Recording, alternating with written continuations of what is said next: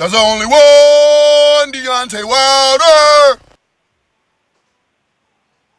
Podcast is intended for mature audiences. The views and opinions expressed are those of the panelists and do not reflect in any way those of the podcast partners, sponsors, or affiliates. Enjoy. Boxingwiz.com. Yeah, I feel I'm the best in the sport, and to be the best, you got to be the best. Boxingwiz.com.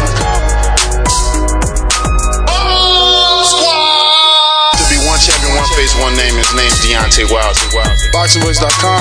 This the fight that I've been wanting to get you done for the longest time. 110%. There's no doubt in my mind that fight will happen. There's no doubt in my mind I'll beat Wilder as well. I'm scaring heavyweights each and every time. Don't you see it? You know, I am the most feared. And if I'm not, then I want somebody to shut me up. I want somebody to prove that to me. I want to be proven wrong. But right now, I don't feel like nobody's gonna prove me wrong. Who has the guts?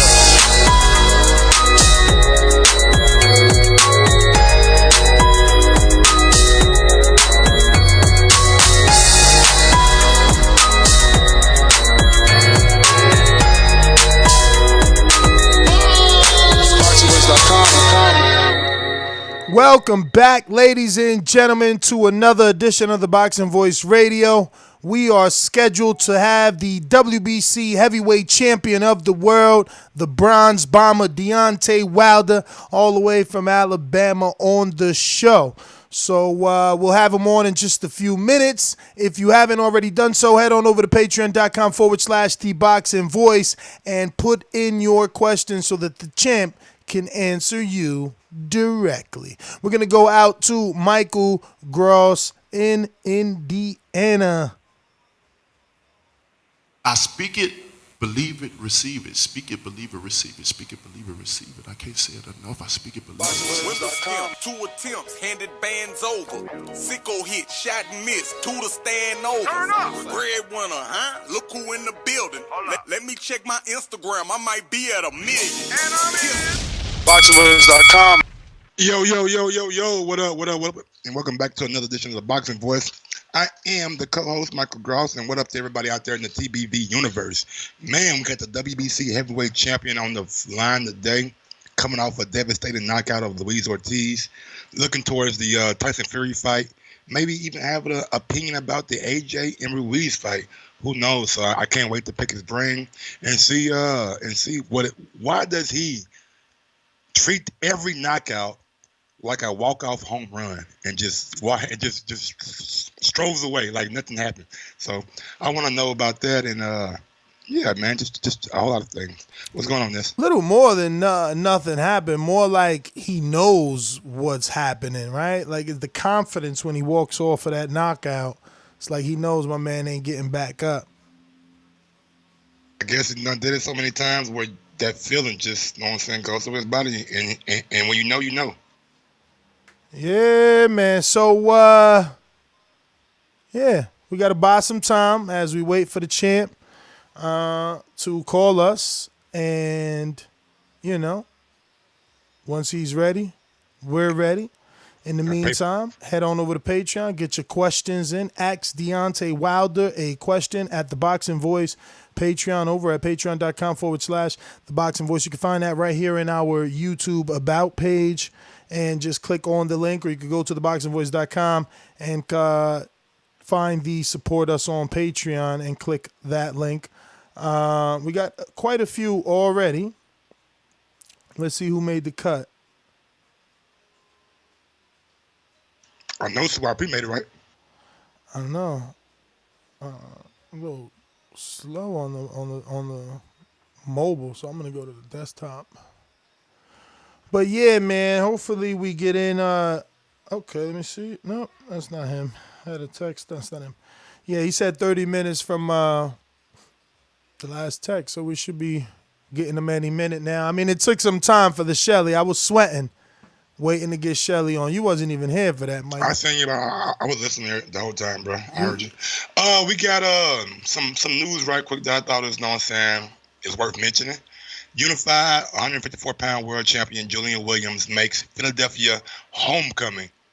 Title defense against hard-hitting Yesin Rosario Saturday, January 18th on Fox. So it's big, not big fight, but good to see Julian Williams getting like a homecoming fight. Get back in Philly, you know what I'm saying? Get some of that love and support. And Rosario kind of been on a run here lately, so those guys might have a good battle. Yeah, I mean, Dan, you wasn't on that show either when I interviewed Brad, man? Yeah. Oh, yeah. No, they've been paying attention to him, so it's gonna be a barn burner, and they definitely, you know. And I believe you brought the name up to him, right? Yeah. And look how it happened, man. Fucking 2 days later. And also we got Chris Colbert will be facing Jezreel Corrales for the interim WBA super featherweight title. So Chris Colbert. Yeah, man, that's my man. Yo, that's my man. It's crazy how they wrote interim, but for Brandon Figueroa, they didn't write it like that. I don't get it. Brandon got a goal or interim? I mean, I thought he had a interim. Somebody got a goal. Yeah, that's Virgil Ortiz. Oh, okay, Virgil Ortiz was a goal. Yeah, man, I'm glad to see Chris Colbert back in action, man. He's one of my favorite, I don't even call him a prospect anymore because I think he's moving up the ladder to being a contender at the 126 division.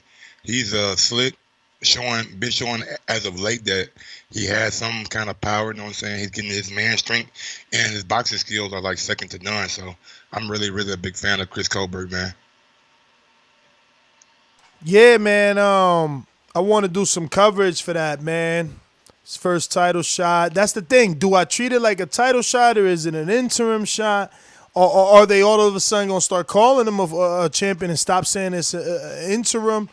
Because like they did for Gervonta and others, you know? I don't know, man. WBA got so many stipulations and so many bills that they probably don't even know that they fight for interim. They probably thought it was a gold or some shit. Yeah, man. But yeah, man, the baddest man on the planet. So if anybody got a question for Wilder and it's reasonable and you're not trying to get us to motherfucking ask some dumb shit, go over to the patreon.com/theboxingvoice and you can sign up if you haven't already signed up and ask your question to Deontay Wilder and pick the champ's brain. Yes, sir. Patreon.com/theboxingvoice. We're just waiting on the champ to hit us up now, man. I know one question that's definitely gonna be on there. I mean, might have to. No, I don't think we should start off with that question. I'll save it. What question is that, bro?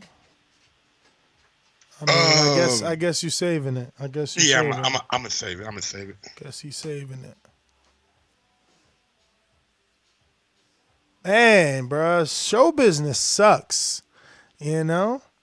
That's why we gotta get bigger, man. So nigga, we ain't gotta wait for people no more. Well, I mean, we would be waiting, but we would have an intern in the back, a producer that handles that. You know what I mean? No, I'm saying like. Oh, here we go. Hold on a minute. I'll be back. I was saying like if we were like on a set, you know what I'm saying, like ESPN First Take or Undisputed, you know what I'm saying, guests normally tend to come on time because of the big platform and big network. So if you guys want the Boxing Voice to get bigger and better and really just, you know what I'm saying, branch out so we can become one of those big platforms for boxing, go ahead and smash that thumbs up button. Tell a friend about the Boxing Voice. And really, man, just support us any way you can because we're definitely out here putting in the work for boxing, for you, and for just to make the sport better. So I'm glad that we have the opportunity to talk to the WBC heavyweight champion of the world, Deontay Wilder, and it's really a blessing, man, because not even 2 or 3 years ago, bro, I didn't even watch boxing. I didn't really like know boxing that well. You know what I'm saying? Like I didn't find boxing till after I had my wreck. So. Boxing really, you know what I'm saying, opened up a lot of doors for me. Hate to interrupt you, brother. Hate to interrupt you, but you could keep it going. We got the baddest man on the planet, Deontay Wilder, the Bronze Bomber, coming off his devastating right-hand knockout of Luis Ortiz. Take it away, Mike. Thank you once again, champ, for coming on the show and having the time, obviously, for not only TBV, but for the people. First thing, Anytime, man. Anytime. How you guys doing? what's going on, big dog? Everything going good? First thing first, great win over the weekend. Hopefully, you and your family gonna have a great Thanksgiving. And let's get right into it, man. Why is it every time I see you knock somebody out, man, you just start walking away like you know they ain't getting back up? Well, when you're confident in yourself, and when that big right hand shot lands, it's something that my body just automatically does. You know what I mean? I don't know if it's a muscle memory or seeing the body drop to the canvas, and then I just do my thing. But it's nothing that's planned or premeditated about. It's just my body just reacts, and it just whatever it does, it does. With the Brazil, it spent off. That wasn't like for act, like it just automatically did it. And I got to get to the neutral corner at some point in time anyway, so I can't just stand there. So I'm glad my body does something. I don't want to give these guys more time that they need on the ground. I want the referee to do what he's got to do and what he's been paid for to do, and that's to count. So, but all in all, I think it looks. When I go back and look at it as well, I'm amazed about my performance, and I'm amazed about what I do after I finish a guy. I had one of my good friends call me, and he told me, he said, "Man, you knock these motherfuckers out, but your walkout moves be, epic." I'm like, man, I don't know. Just some, knock these guys out, and he just does, Mike. I feel that, man. Now, take me back to the Ortiz fight. Now, as a fan of yours, brother, I'm not gonna lie to you, man. I was seeing you like waiting. I'm like, why is my man not throwing the right hand? Why ain't throwing the right hand? Then bam, there goes the right hand. What were you waiting on, and what did you see to make you react that quick? Well, my main goal in this fight was to be patient. I wasn't in a rush. The 12-round fight, the 36 minutes. So, I wasn't in a rush to do nothing. And, of course, going in the second time with him, I was a little bit familiar with him. I kind of knew what he wanted to do and when he wanted to do it. Him being, a great counter puncher. I was timing everything. How, his distance. I was timing the timing of if I threw something, how would he react to it? What side his head would be on? All that thing it was a setup. Everything was setting up. I'm timing. I'm calculating. Different things. My position of my feet, the angling, the movement of him, and everything. Even when I was throwing my left hooks, sometimes I hit him on the shoulder. He'll come over. We'll try to play tug of war with the hands. I hit him in the elbows. I was getting him. I was definitely getting. When I would hit him, he would indicate that it would be bothering him, or he was, all those different signs and stuff, and it was affecting him, and also were wearing him down as well. I know that physically he looked great, but I also knew that, this wasn't the right time to get to go in and try to do world-class training, getting your body in shape all out of all this time. Guys think that, now they can do all these different things and it's going to benefit them in the ring when they get in there with me. But they got to understand they got to do these things way beforehand so it can really benefit them. It only halfway benefited him to get in there.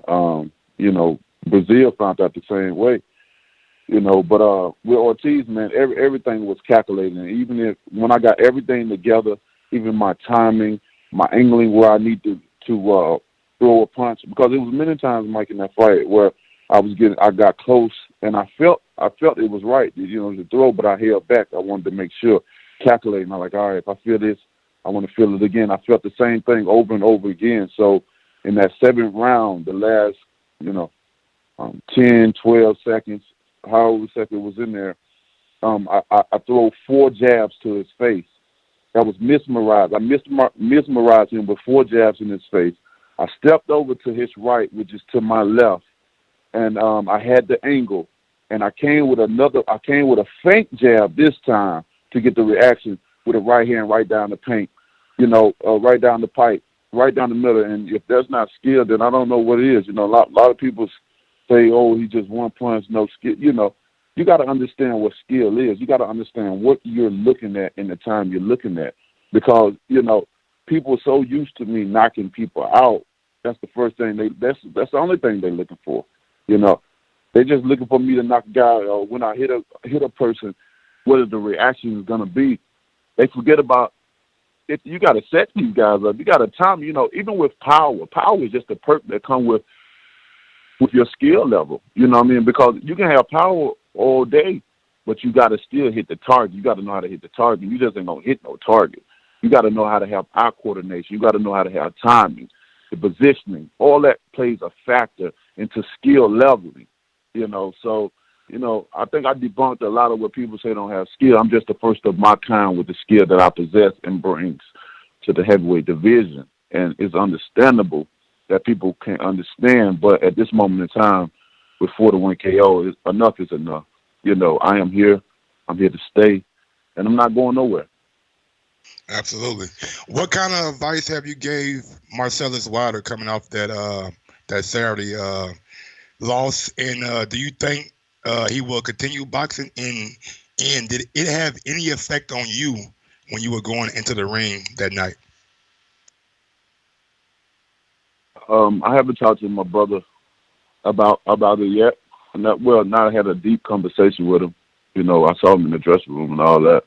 I didn't have a deep conversation. Not yet. I sent him a picture of when I was blocking Ortiz, left hook coming over. You know, far as being a southpaw, he don't have that much experience. Southpaw, my brother don't have that much experience at all. Period.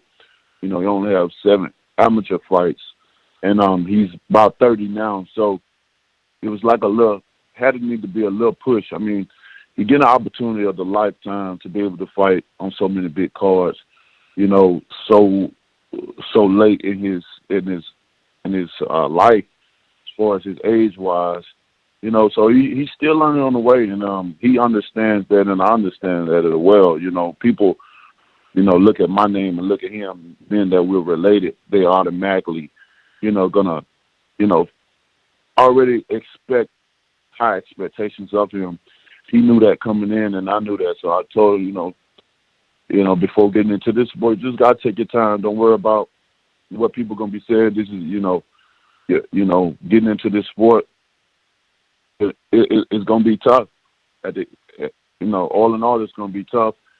You're going to feel like you're going to be pressured because you're going to feel like you're going to be pushed a certain way. You know, people are going to react to you a certain way because of who I am and you related to me. So, I try to prepare for all these things. But even in that fight, I don't understand certain things he was doing that he didn't do it. He always winning, but you know, I don't know if he lose. Yeah, I know, but the way he sparred and the way he be in the fight is like two different people, and that's my understanding. I'm trying to get with him. I'm trying to understand, like, do you lose your focus at some point in time, or you know because I see him doing certain moves in the ring. It's like, bro, you're gonna get calculated. Certain things, even when the dude came with the left hook. Like, it was meant to hit him because of how he was already falling back. He was leaning his body to his left. And then it's like he seen it, like he tried to block it with his arm, but his eyes closed, and it was way far from his head. So anybody throwing any kind of left hook around is going to connect, and then you already getting them the momentum by you falling backwards. So you can be touched a little bit, you're going to fall. So, you know, I sent him a picture. I wanted him to just really look at this specific picture I took. I sent him, and I'm gonna probably be calling him in the next couple of days. And we're gonna go over some things. We're gonna see where they head at. Do we still want to do this or what? Because you definitely can't keep getting hit like that and getting knocked out like that. You know, the head is not meant to be shooken. The brain is not meant to be shooken like that, and he's gonna have to really reevaluate himself and see what is this what he really want to do, you know, and we're gonna move on from there. But you know, it's never over until the heart and the mind says it is. You know, we've seen many of fighters that started out, you know, rough and, you know, learned over the years. So maybe he would be this type of case. maybe he will move on to another profession. So we'll see what happens with him. But hopefully he recovers in Godspeed and everything come back, happiness, his mindset, everything come back to normal where he can continue to carry on and do what he loved to do. Champ, let me change the tempo a bit. Any plans for a vacation? Okay. Go ahead, dude. I'm on the interview. Hello? Yeah, I said I wanted to change the tempo a bit and find out if you had any plans for a vacation.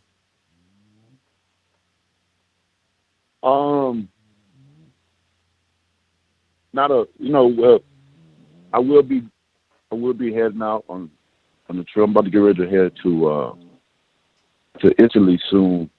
But it's mostly business. Most of the time when I do go places. Yeah, we're about to meet the Pope. Pope is a big fan of boxing, and I'm sure we got a lot to talk about, especially after, this last weekend. So I'm sure he saw if not saw the fight, saw the highlights of the fight, being that he's a big boxing fan. Is Mauricio, one of Mauricio's good friends as well.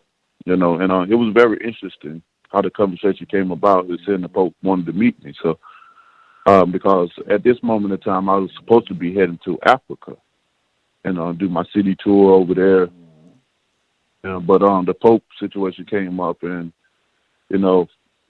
so we had to take this opportunity in what the time frame and everything we was trying to accomplish. So this came in, and so we're going to see the Pope, and then after that, got a couple other things lined up, and then I'll get right back into camp, get ready for the Fury fight.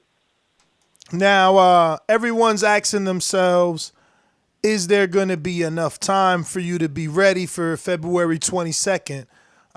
Can you, answer that for us? Oh, that's easy. I'm ready right now. I'm never out of shape. Coming in a fight anyway, no matter how many months apart after a fight. After my fight that I finished, no matter how many months apart, I'm always in shape. And coming off of this one, being that I just fought, I'm only gonna be out of out of the gym for a month, and I'm right back in. That's, I'm really gonna be putting shape on top of shape. We may have to slow down, a little bit in camp because of where I am mentally, physically. And, I'm ready.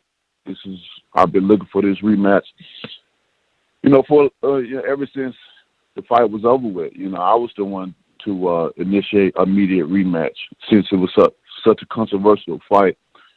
I was the one trying to push forward. So I'm ready at any given time. Hopefully they're ready for me because I'm ready for them. I'm ready to do what I did the first time.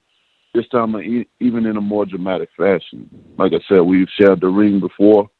Fury gave me every bit of him. I don't think there's going to be nothing that he's going to be able to change. Again, like I said, the man had 3 training camps. He had 2 warm-ups.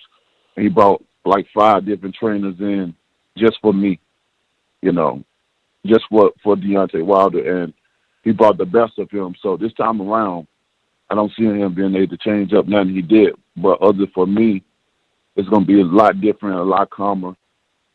My arm will be even more healed. When I broke my arm before training camp, I only had 4 weeks. I only had 12 weeks and 4 days for the whole arm to recover. And 4 weeks, or 12 weeks and 4 days, the fight was happening. So in camp, I didn't bother to throw the right hand at all, not one bit in camp, because I was telling myself, like, if I'm gonna break this thing again, I'd rather do it in the fight with Fury. At least I know I'm getting paid. And in camp, I don't want to delay nothing. That's what I do.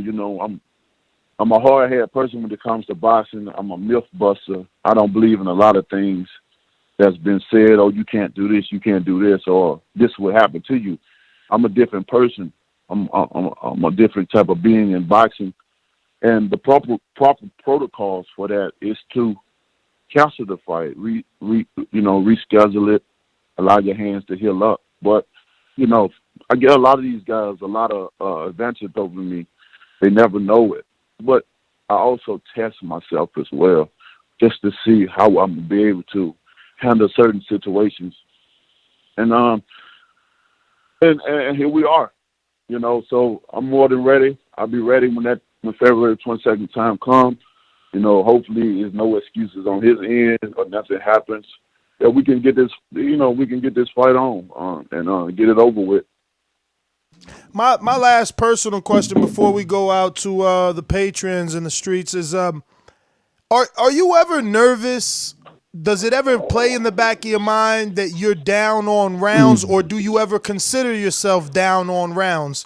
And the reason I ask because is we had that discussion earlier, and some people feel like you weren't down on the Ortiz fight, second fight, or the first fight, or the Gerald Washington fight. In your mind, are you paying attention to that, or are you just waiting for your moment? In my mind, I'm not paying attention to whether I'm down or not. You know, it doesn't really matter to me whether I'm down or not, because I understand what I'm doing as well as my team understand what we're doing. That's why you never see my people in the corner panicking about nothing, because we know it's 36 minutes. You know, it's 12-round fight. And as I always say, they got to be perfect for me for 12 rounds. I don't have to be perfect for 2 seconds. There's a lot of this stuff I'm calculating. You know, I'm timing a lot of the different things that my opponent is doing. And I'm just sitting back waiting. When you have so much power and it's one shot, one hit power, you really don't worry about too much. I don't want to cloud my mind or my brain into thinking that, oh, I'm down, I must do something. I got to do this. You got to be patient, you know. And I'm a very patient person, and I don't panic under pressure. That's one thing about me. And that's how I am, you know. With Ortiz, like I said, he was very well calculated. You know, I had to be very patient. You know, that's what I wanted to display. I wanted to run him. I wanted to wear him down a little bit, and which I did. And I set up the whole thing. So when the 7th round came, the same round that he had his most success with me the last fight, the same round I got him out in. So, you know, it was an amazing fight. And the things that I do and I'm able to do, you know, when people don't understand it, or even when they seem like I'm losing, and then, like I say, they don't blink, damn, baby, good night. You know, it's an amazing thing, you know. And I'd rather for me to go in there and look like I'm down and I'm about to lose and going to knock the guy out, then ultimately dominate him all the way through every fucking round and then knocking him out. That's the obvious. But I think it brings a little bit theatrics to the sport. You know, with me, that guys come in, they win rounds. Sometimes it looks like, man, damn, he's getting too far behind, then all of a sudden a knockout. Like, that's amazing to me. That right there is excitement to me. Not that I try to do it, but it just, you know, that's just what it is. You know, and it's entertainment. You know, so, you know, I don't worry about none of these things. I just do what I do, and I'm confident in what I do. And at this point in time, people got to understand I'm very great at what I do. Now, I've heard you insinuate that you don't think Fury wants this fight. Bob Arum said that we should get an announcement, press conference announcement in December. When do you know for sure that Fury is taking this fight? I can't really answer that question. I don't know when. I guess when everybody else knows. You know what I mean? It ain't for me. No matter what, it ain't done until we both step in the ring. You know, at the end of the day, we know boxing. You know, in boxing, man, you think something solid one minute and the next is a whole nother situation.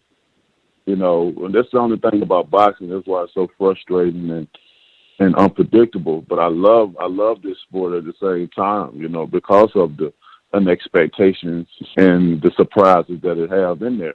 You know, I know, you know, it pisses some of the fans off, and then when you get in a certain situation, nobody know, you know, what to believe or what direction to go, and then you be having people pointing fingers at each other and blaming this side blaming that side, and you know, it become a whole situation. But I think at the end of the day, we signed the contract.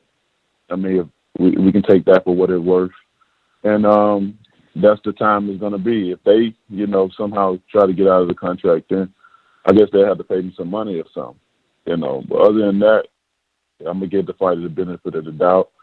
Everyone knows that I'm ready. I'm ready to go. So it's not going to be any games played on my side, and hopefully he's ready to go and his side is ready to go as well.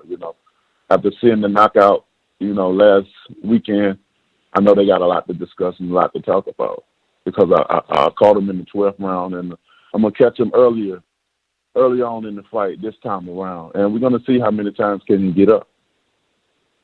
All right. Speaking of that fight, we had Brian Custer on the line yesterday, and he was like, "It's going to be a dog fight between Showtime and Fox to get that pay-per-view." You personally, where would you want to see the fight land, on Showtime or Fox? I mean, I got a great relationship with both of those guys, and it's definitely going to be a dog fight between them. I think the same thing, but whoever can bring the most awareness, whoever can advertise it, the best. And, Fox did a hell of a job, promoting this pay-per-view fight. I might say, I have to add that in there. They did a hell of a, every time I looked up and turned around, I seen advertisement of this fight, and it was amazing feeling to see that happen,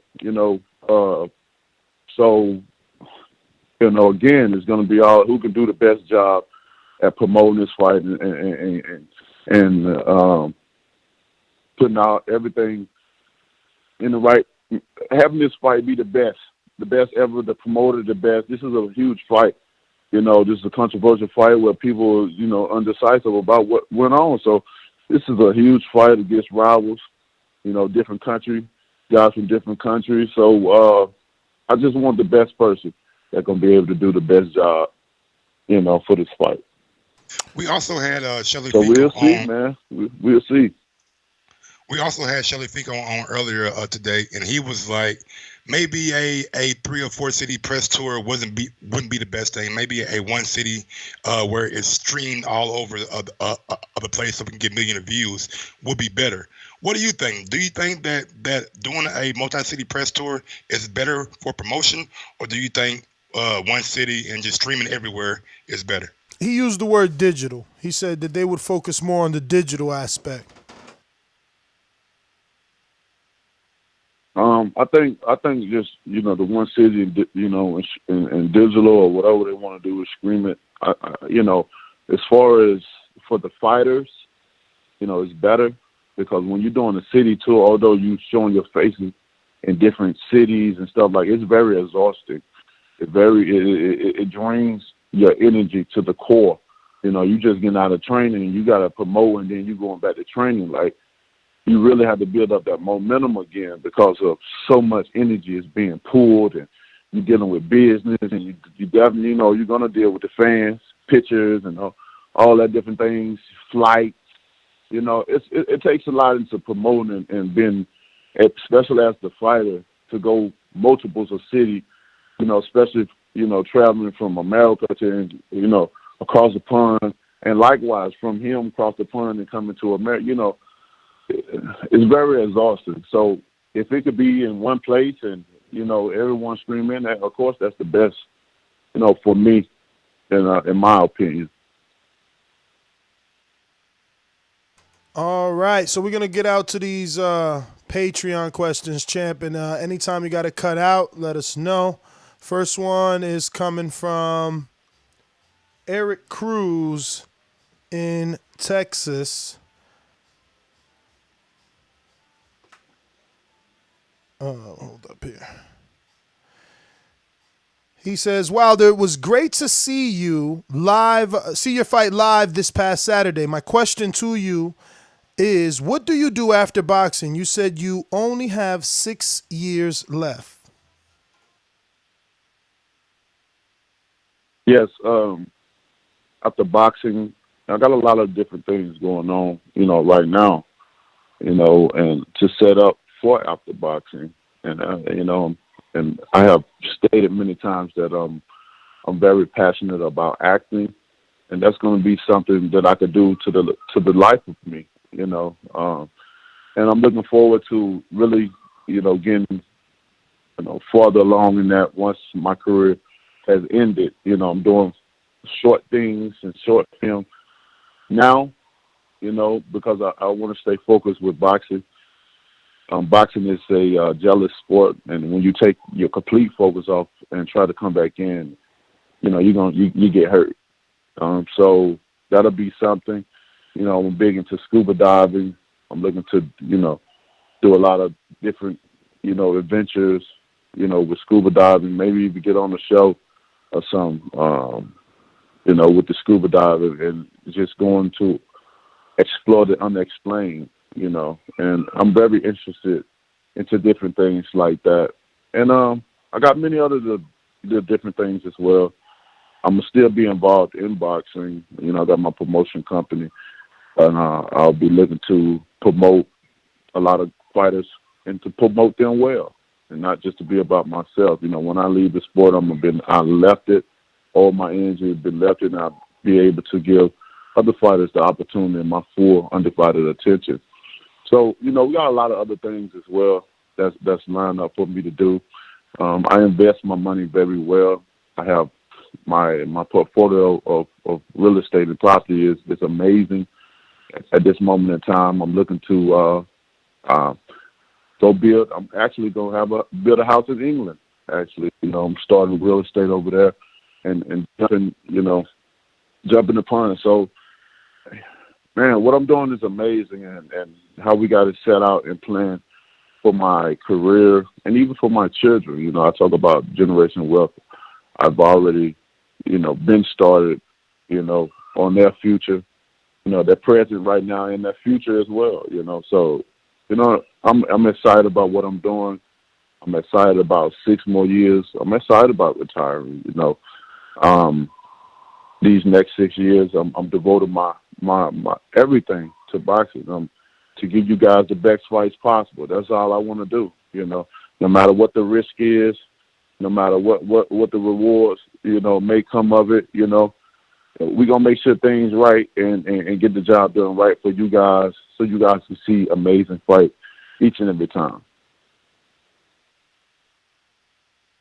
I was looking at a picture with you, Chris, and Joey, and you guys all have on the same medallion. Like, what does those three are they keys or whatever they are? What does it represent?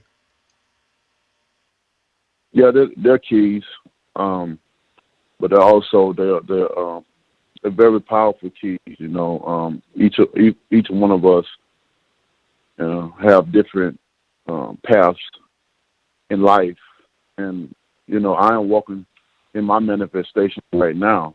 Those guys are still on their journey, but again, those keys, they open up different things in our path for us, and a lot of other things. So we're very blessed, all the way around. We're very protected all the way around, and that's what those keys symbolizes.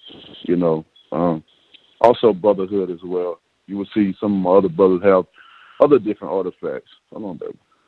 Other different artifacts that we may carry around. I got a great group of guys, a positive group of strong men that's around me, and we're worldwide. And that's the beautiful thing about it. And I love those guys, and man, that's what keeps me humble. I'm already a humble person, just coming from the South, having the Southern hospitality. But it's a lot of things that me and my guys believed in what keep us strong as individuals, as a group of men that love each other, man. So it runs deep. It's so much I can say about the necklace, but it's a lot of things that shouldn't be revealed, Mike. Understood.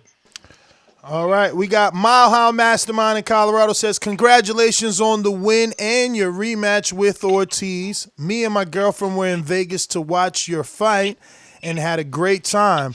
Was just wondering, who's the hardest puncher you ever fought? You ever fought? Thank you guys for the love and support. I'm glad. I'm glad you guys had a great time at the fight. And when I'm asked these questions, the only thing that my mind can go back to is fighting Duhaupas. Dupa. Frenchman. Yep. He had a he had a solid jab on him, and I remember getting hit by the jab, and I'm like, for one, I was like, why the hell am I getting hit by it? And I'm like, God damn, it was a still strong jab, and that's the only thing I can go back to relate to. Not saying that anyone else probably would hit me hard, but that his punch, he just stands out. He'll stand out more than any of the other fighters, in my opinion. And that's what I have to go off of until someone else come and change that. All right. He said, proud to have you as an American champion. Good luck on the rest of your career. Bomb Squad for life. We got Dominic in Seattle, Washington. Says, this is Mr. PBC from Seattle, Washington. Congrats on your win, champ.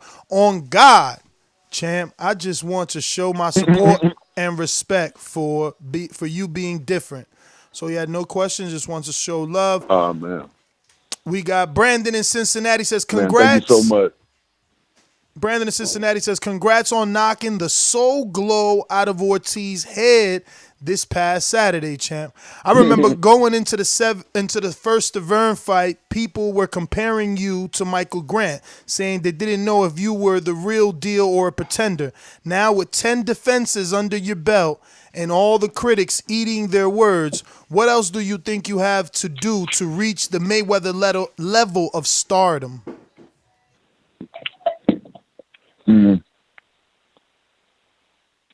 Excuse me. Well, I know for sure. Boxing. I know for sure. Once I unify the division, They always talk about his record, 51-0, which I think he was encouraged to pass Jack Dempsey. Encouraged to pass Marciano record, and I only have 9 fights away from the big 50-0. I think once I accomplish unification and passing that, you might be able to see, Floyd Mayweather era die down.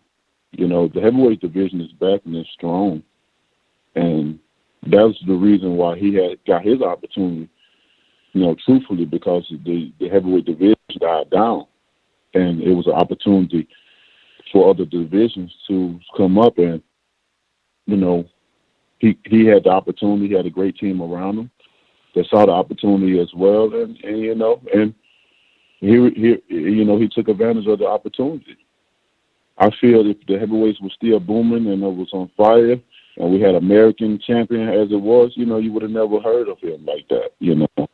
Now that the heavyweight division is back, it's getting to that point. There's so much attention is on this division now. It's so exciting. It's so on fire right now, and make it even more exciting. We got to have one champion, one face, one name. It's only right in the heavyweight division, because in the heavyweight division, you can't have a pound for a pound, even a franchise belt in the heavyweight division, because this division is so special.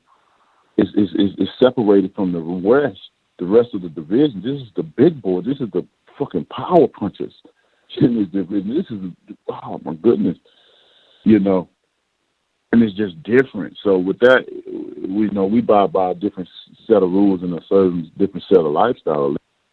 And for me to accomplish that and still, be undefeated with all knockouts, that is definitely going to do it, in my opinion. But we'll see what happens in the landscape of boxing and the fanfare that, as far as people begin aware and come along to boxing, it's amazing right now. A lot of people are coming to boxing. Those that have left are coming back, but they see the excitement, the knockouts. It's coming. I'm finally getting my due respect.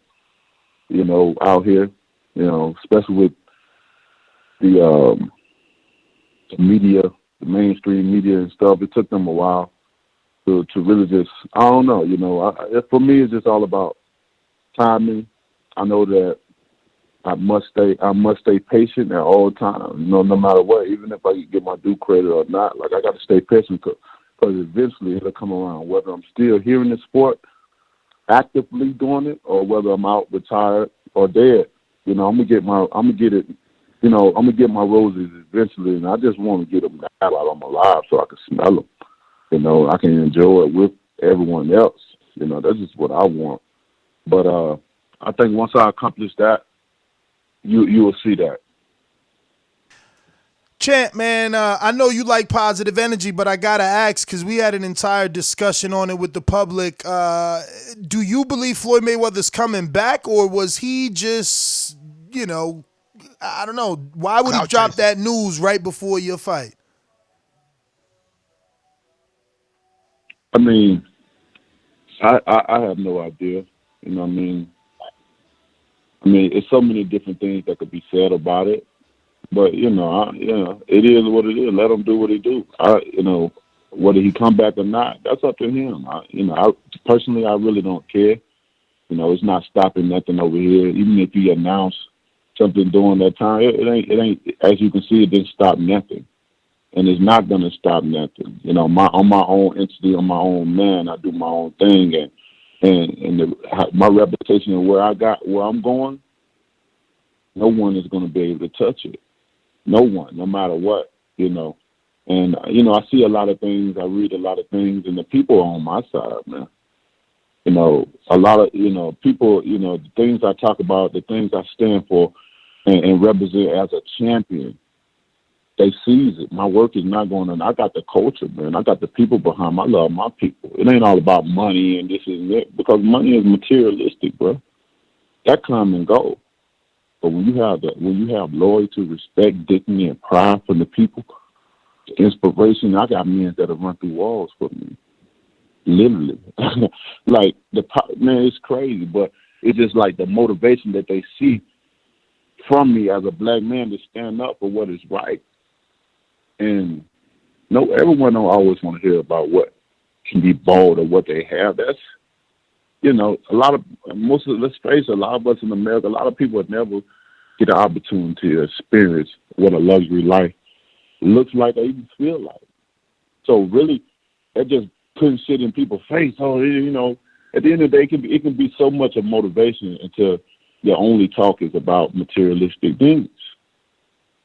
That ain't motivating people. That ain't moving people.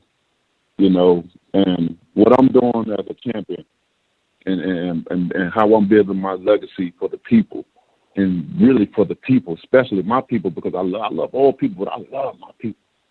Everyone else loves theirs. And when you have a champion that that loves his people, man, it's different. Bro, when when I go places, I don't have a worry in the world. No matter how dangerous it may be told or how safe it is, but I don't have, because of what I stand for, and people see it, and they know it. People know bullshit when they see it, bro.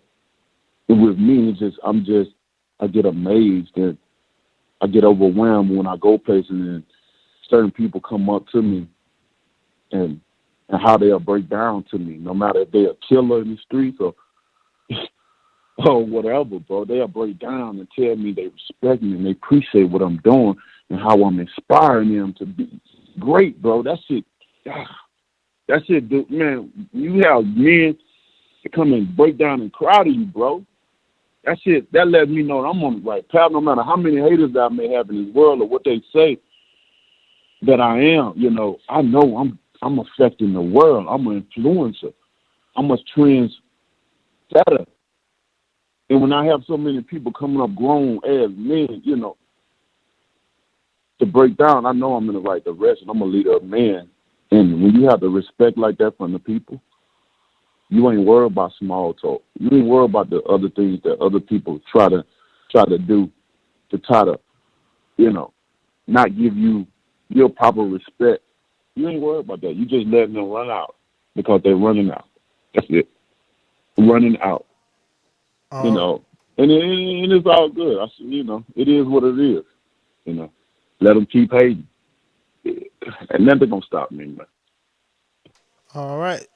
Joseph in Plainview, Texas says, first thing First, big congratulations, champ. Who are some fighters that you enjoy watching, whether it's boxing or UFC? Thank you, man. Thank you for the support, and I attend a lot of different fights. I enjoy watching a lot of the fights. A lot of other people enjoy watching. I enjoy watching the Sean Porters. The Bronas, the Garcias, the Spence, Charlo brothers. The Tank Days. Especially all the, I like watching all the smaller guys, fight and to do the Terrence Crawfords. You know what I mean? I enjoy watching the exciting fights that you guys enjoy watching as well. I'm very in tune with boxing, and I enjoy the sport. I'm in it, so I definitely love it, and I like fights that's exciting. That's going to be exciting to me. Just like with Sean Porter. Sean, no matter who he fights, is going to be an exciting fight because of Sean's style, and style do make fights. With Terrence Crawford, it's going to be an exciting fight because he can switch up from southpaw to orthodox, and he can do both styles well. Different. I love shit like that. I like different styles. Although those are smaller guys, and you're more going to expect, them going 12 rounds, and they're really showing their skills than someone knocking someone out. But, these are exciting fights that I enjoy watching, in different matchups. I just wish that certain promoters and certain networks would allow certain fights to happen, even in the smaller divisions, that I want to see. I wouldn't mind if we talking about Floyd coming back. I know I seen what Crawford put out his thing. I would love to see that fight, but I would love to see Floyd and Crawford though. You would? Yeah. Man, that boy Ness called it a cherry for Floyd. Crawford's a cherry for Floyd. Say, man. Oh hell no! Look, see, Terrence can switch it up. Terrence got that demeanor. Terrence, you got to understand his energy. Terrence ain't scared of he ain't scared of none of them. At the end of the day, and he show you like he a grown ass man. And he show some they may not. A lot of people may not agree with certain way they move and who the people they move with, but as far as his talent alone and his mindset, what he capable to do, he's very mentally strong as a fighter, and he's very confident in his skill level. And being that he can switch up like he switches up and just do both styles well, I love to see that fight. I think he gets Floyd's trouble. And he's strong too. I love to see that one. All right, champ. Well, but you know how Floyd is. You know how Floyd is. You never see him really fighting the black fighters. You don't get on the opportunity. Word. Which I never understood. I thought I was the only person that understood felt like that. I never understood it because I love to see him against Earl Spence. I love to see him against a Sean Porter style. Sean coming all fucking night. All night.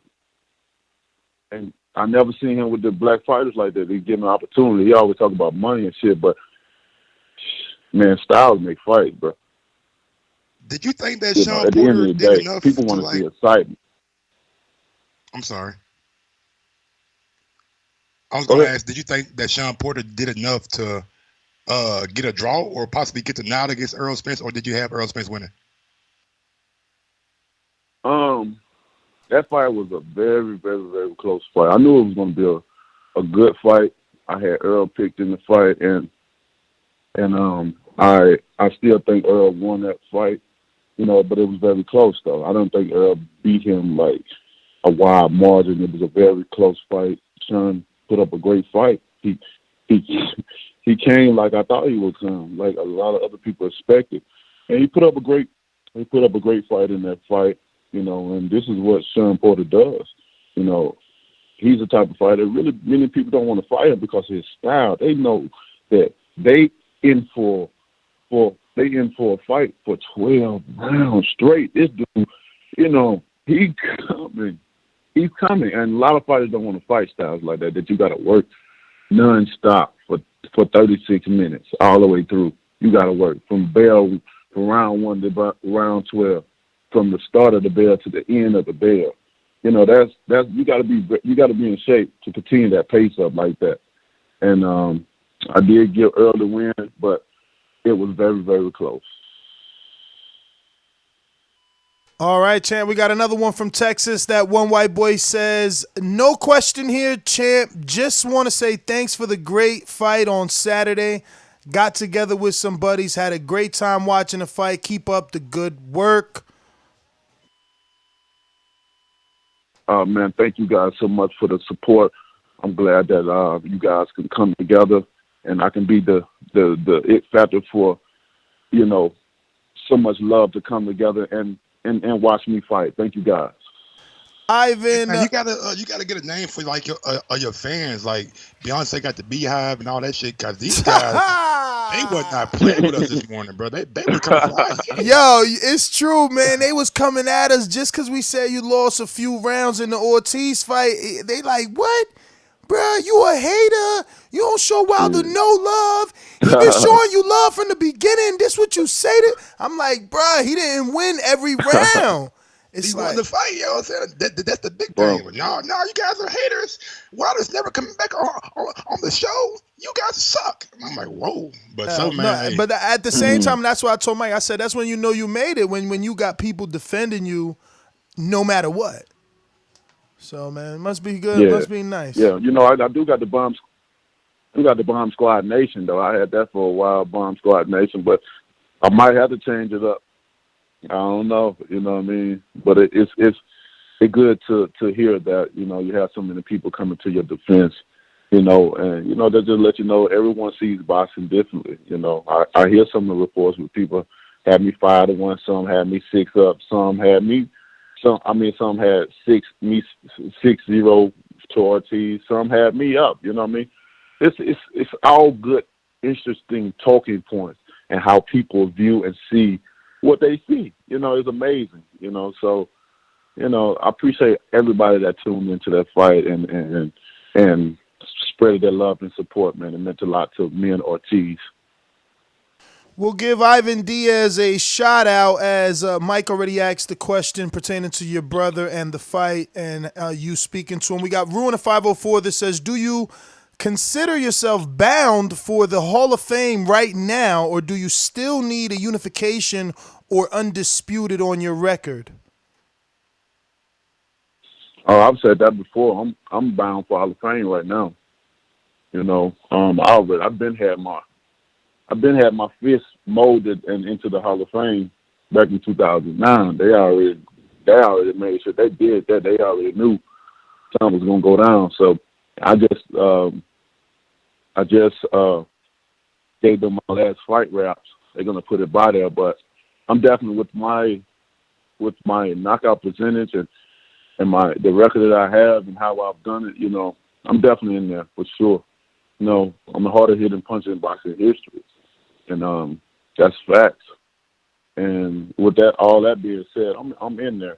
You know, you got a lot of other guys that's in the Boxing Hall of Fame. You'll be like, how they got in there.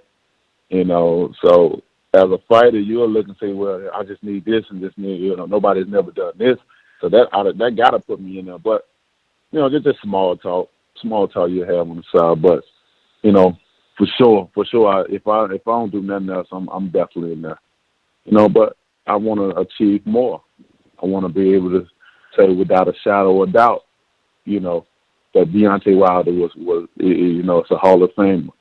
So if people don't think so now, then, you know, like I said, I have 6 more years. I have 6 more years to convince you and do a lot of other great things in the heavyweight division. So I'm sorry, go ahead. So these 6 years start in next year? So you saying like you've done 26 or you've done 25? No, this starts. I just turned 34, so this is my 40. When I turn 40, that'll be my last year. October, or that'll be my last year. I turn 40. That'll probably be October to maybe October, something like that. But at the end of the day, 40 is it. 61 more years, I'll be 40 years old. I want to live out throughout that, unifying, defending my titles.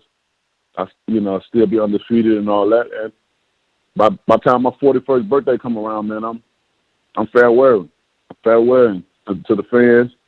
Farewell to boxing. Farewell to my past opponents and my future opponents that wanted to fight me. They didn't get an opportunity. Somebody ain't gonna get an opportunity. By this time they're not gonna be ready. But I'm done. And the path that I'm on right now, and how we lining things up, financially as well. I'm not gonna be one of the fighters that have to come back. And even if you offer me money, you're gonna have to offer me a hell of a lot of money to come back. As you can see now, as a champion now, where I am, I turn down money. So I'll tell you my character about myself right now. But I want to do it right. We got a plan, like we always had it. If the plan goes as planned it's gonna be an amazing exit. It's gonna be one of those great exits that, man, he did it right. I want people like, he did it right.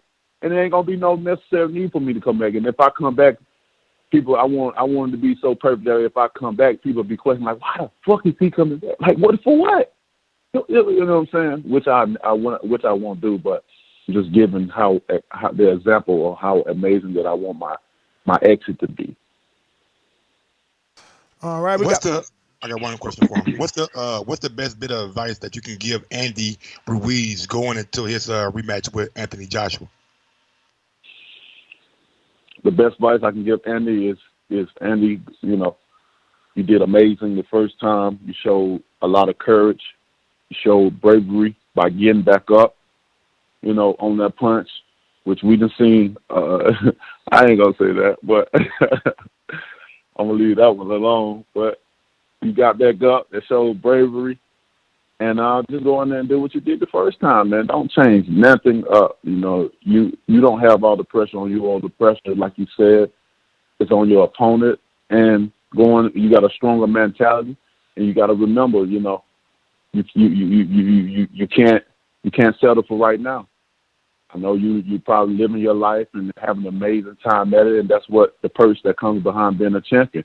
Not only the money, but the luxury of being able to have access to a lot of different things. But this is only the beginning, baby. You just put your foot up in the water. Now I want you to go deep and swim into it. After this fight, after you win this one, baby, you can be able to swim. And we can unify the division. So that's what you want. That's what I want. I'm glad you're on the same side of the street as me. We'll be able to make this fight happen even easier. Just go in there and do what you did the first time, bro. And get it over with. And I'll see you on the other side. Patrick in Boston, are you going to have a similar game plan to what you had in the Ortiz fight going into the Fury rematch? And what was the game plan? As far as being relaxed, calm? I don't know. Well,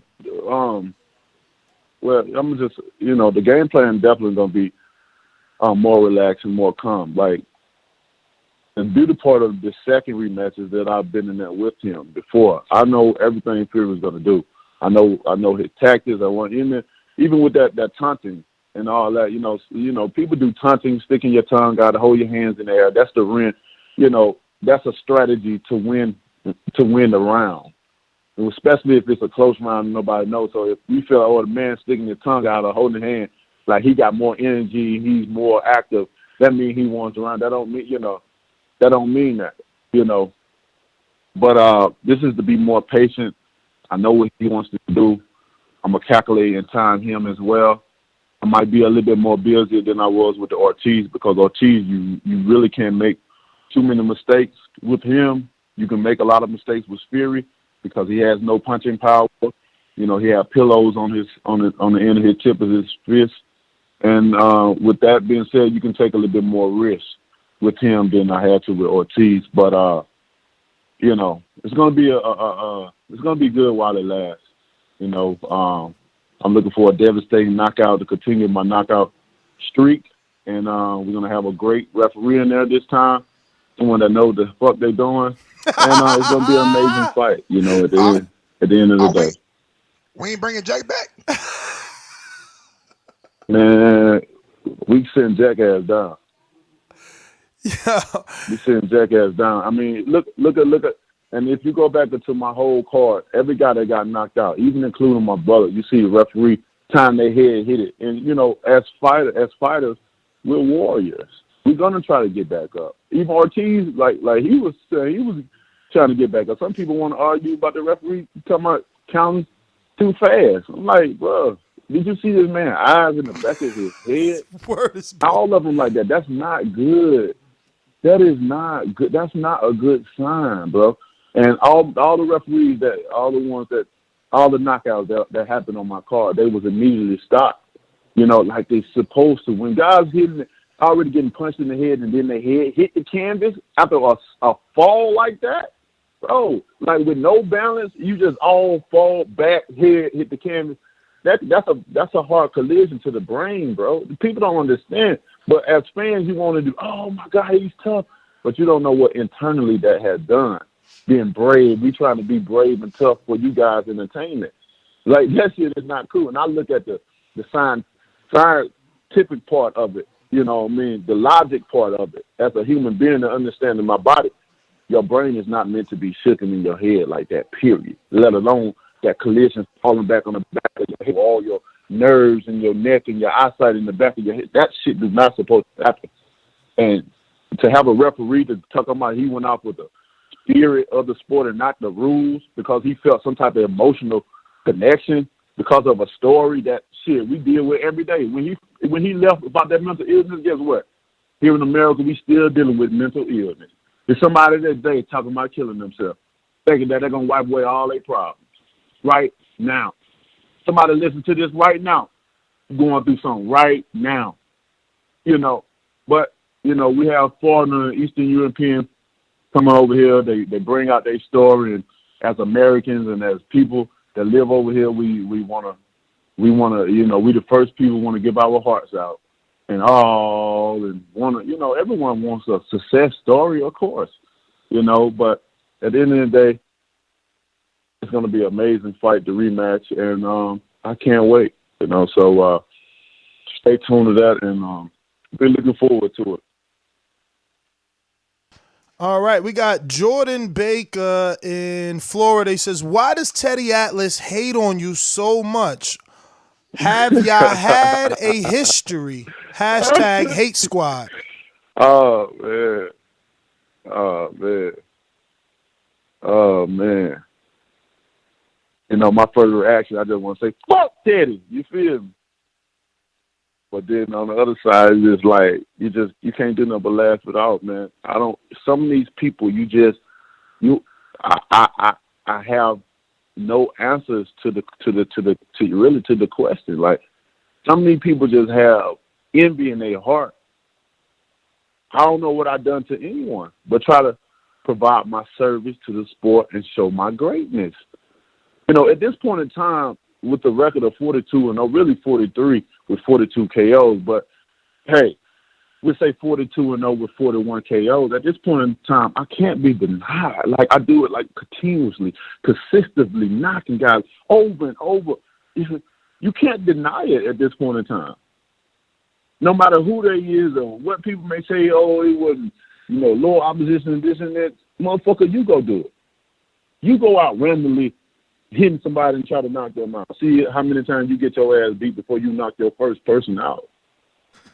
Like, at this point, I don't understand the hatred, like, from some of these people. Some of them just they probably gonna die like that, bro. And that ain't good. Like, at the end of the day, if you continue to talk about me and you're supposed to be a so-called expert in some eyes, I never looked at him as an expert. He's crazy to me. But, you know, we all crazy. A guy that had one amateur fight and got knocked out, but he know everything about boxing. Now, you know what it feel like to get your ass knocked out, and maybe he's still living off that concussion that he got hit with. I don't know. But at the end of the day, if someone is still hating on you from even always from the amateurs, bro, he doubted me in the amateurs, he doubted me in the Olympics. when GM Gray used to try to tell him, hey, man, you're our guy. You know, this. When I was the last, only time he got on my side when I was the last man standing in the Olympics. He did all that talk. Last man standing. Now professionally, he did all his talking. And I'm still surviving. I'm still the last man standing. And it comes a point in time where you can only say so much to the point you just look stupid. As a so-called expert about you looking stupid now. It's just time to quit. You got to give up now. It's been too long now. Every time I prove you wrong. Each and every time I prove these haters wrong. And it don't make no sense. They got to let go.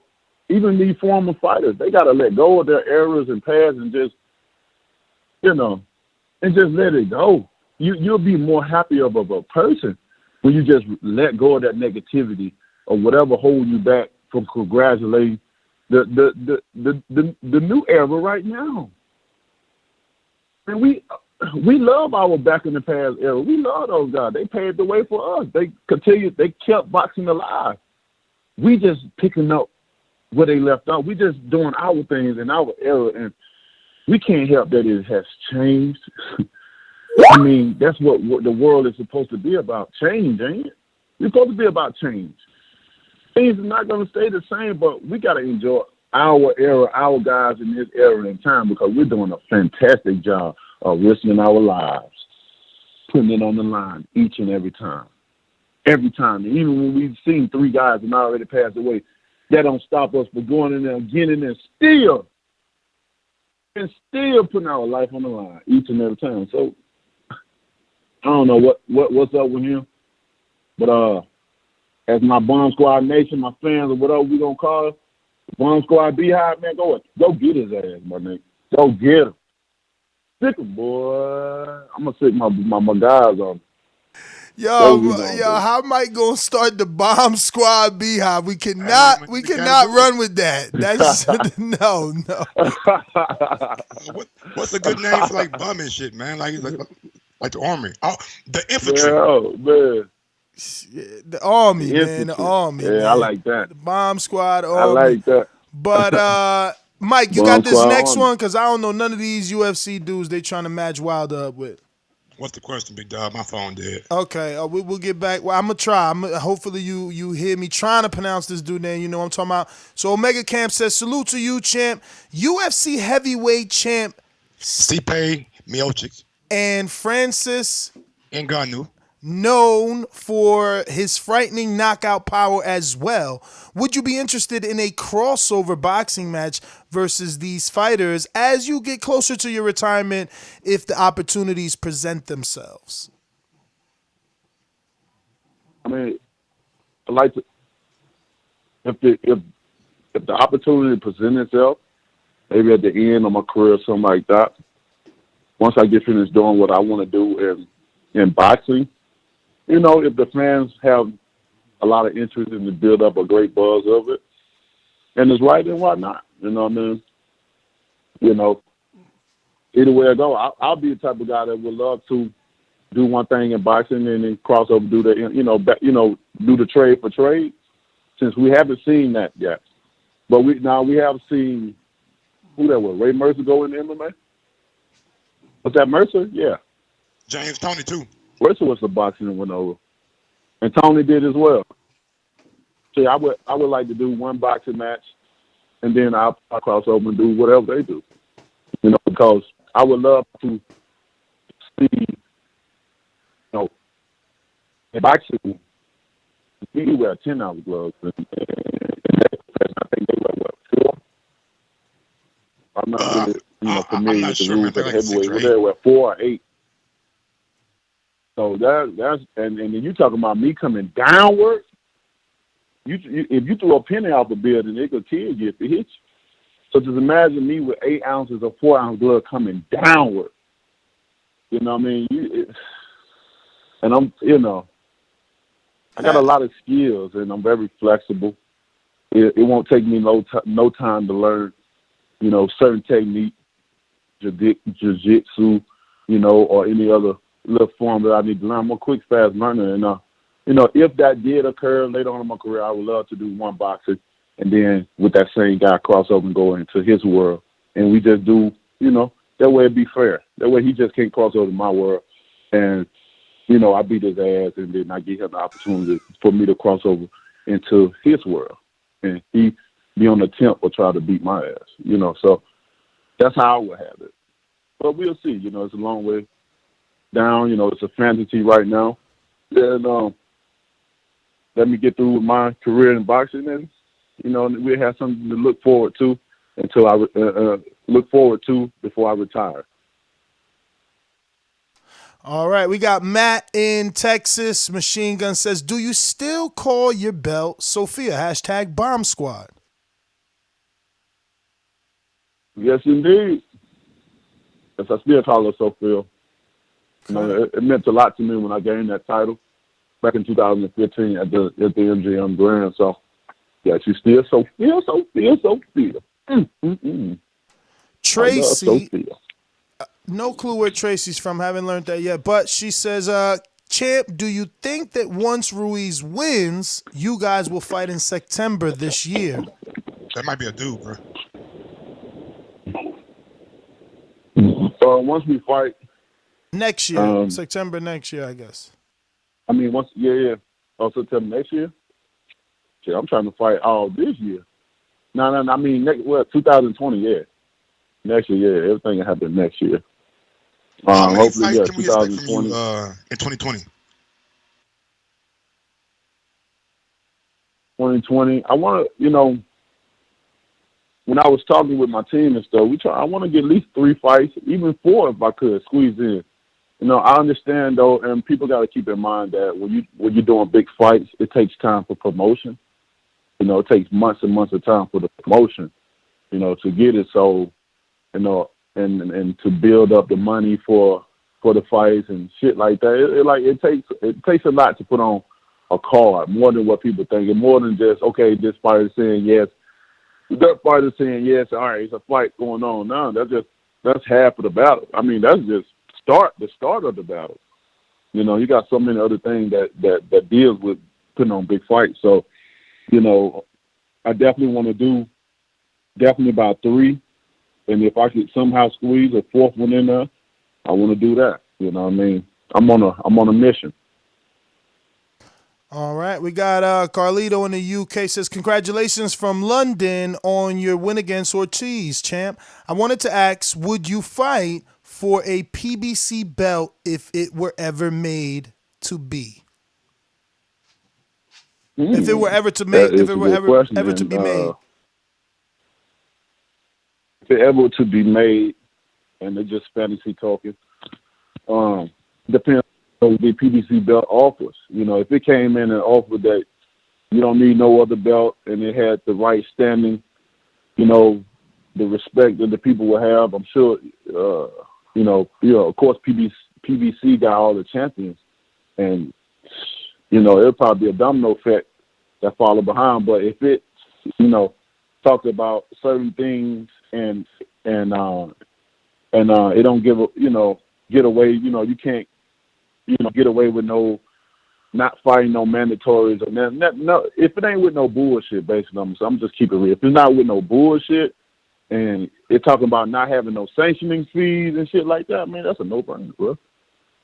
I think we all are fighting for that. If it ain't no bullshit, better ain't talking about no bullshit, and you talk about no sanctioning fees, ooh-wee. You get to keep that money? Ooh-wee. That's a lot of money. That's a lot of money, boy. You sanctioning fees, ooh, shit. Man. But we'll see, man. I don't know if that'll be something that'll be developed or not. You know what I mean? I know it's a rumor went around, but it's only a rumor. I don't think that's what's going to happen. So I don't think we should be worrying about that at this point in time. And by the time they come around, I may be retired. Like I said, if it don't come in the next 6 years, then I'm out of the discussion. It'll be somebody else's opinion. So we'll see what happens. What is undisputed to you? Because it seems like the PBC broadcast is no longer showing WBO champions or IBO champions. Even when they show Andy Ruiz, they only show him as the WBA IBF heavyweight champion. They called you guys the 3 belt holders on your pay-per-view instead of, the 4 or the 5. I mean, undisputed for me is like, whatever's the active belt that's in the division, if it's a belt that can call a guy a champion, I want them. I want them all. For me, you have obtaining like the meaning, obtaining all the belts.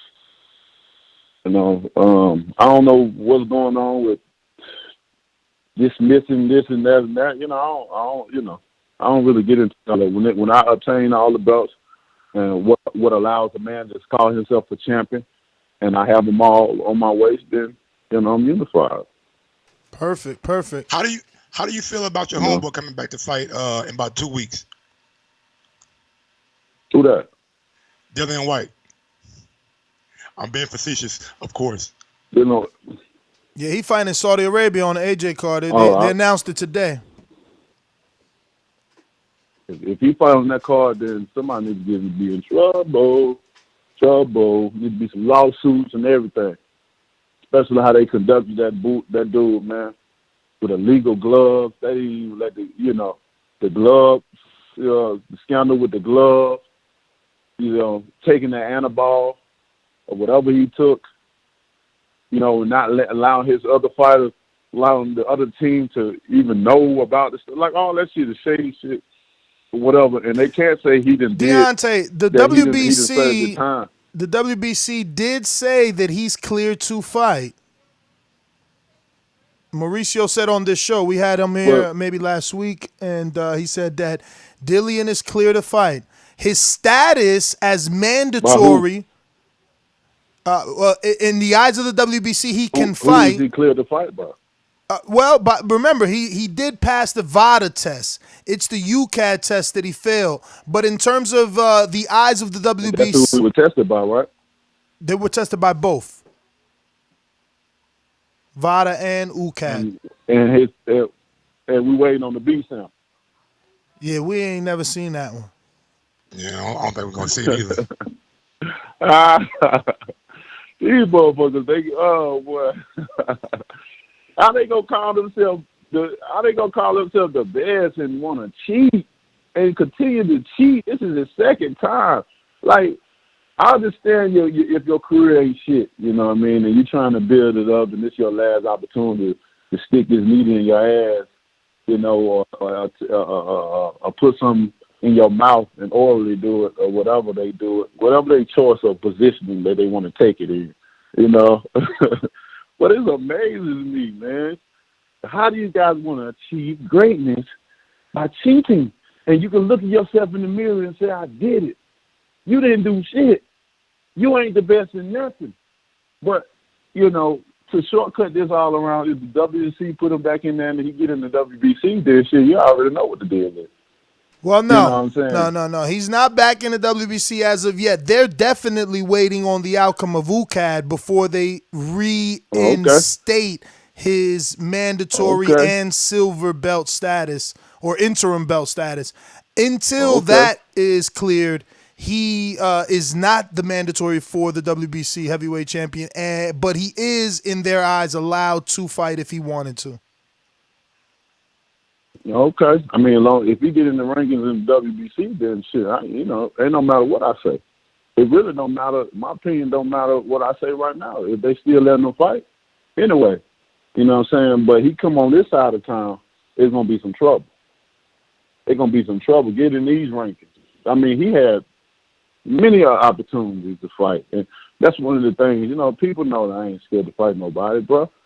I have something what these fighters want, man, and I trust in it. I believe in it. I believe in the process of it. So with that being said, I have no fear. Do anybody in the world would think a Dillian White would ever be a Luis Ortiz? Come on, bro. Come on. 10 out of 10, I get Ortiz that fight every fucking time, no matter what. So Dillian White knew that. He had many opportunities to fight me. That's why he did not want to fight Ortiz. Prime example. He was mandated to fight Ortiz. He did like they did on Friday when Debo came and got that dude and got his chain and knocked his ass out. You want something too, old man? Dylan White told Ortiz, no. He ran off, bro. He ran off. I told him to fight Ortiz. He ran off. Brazil wanted to fight him. He ran off.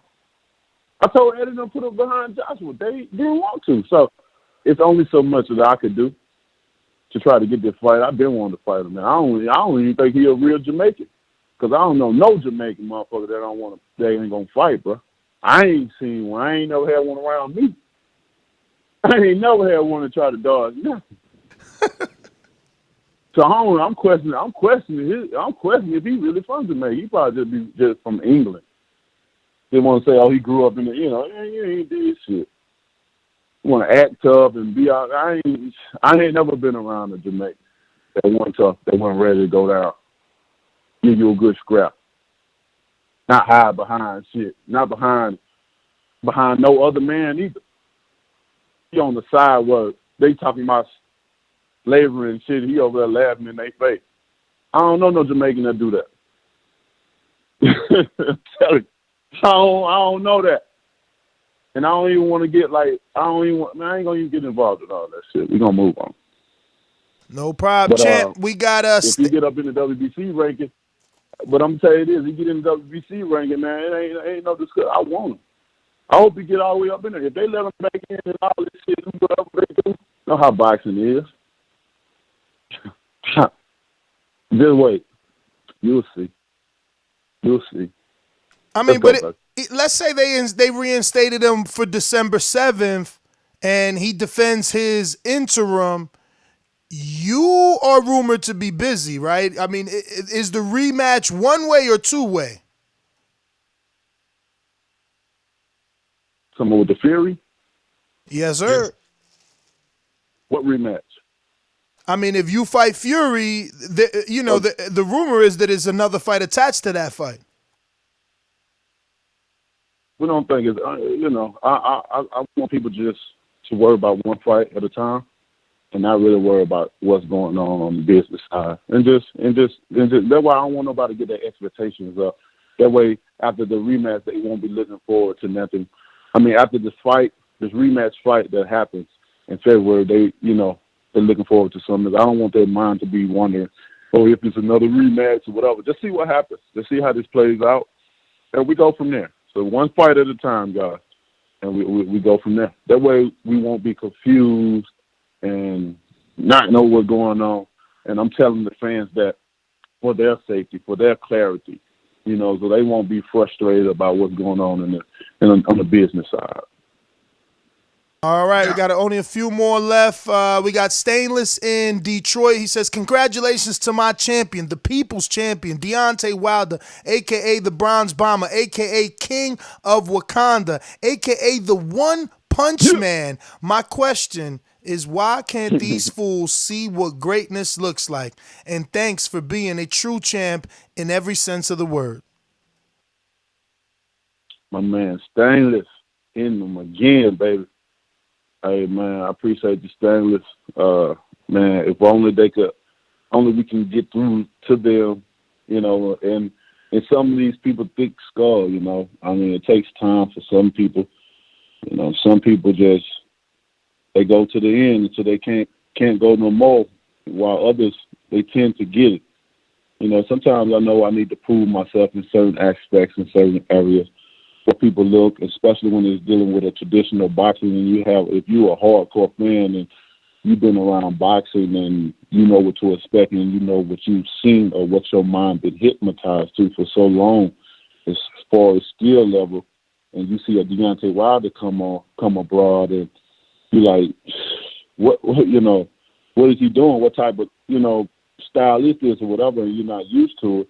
And then, it takes a person with those, it takes a person like that a while to convince people to come aboard. Some come, and then some just get too hard-headed and they don't come. But at this point in time, bro, we ain't trying to prove nothing to nobody.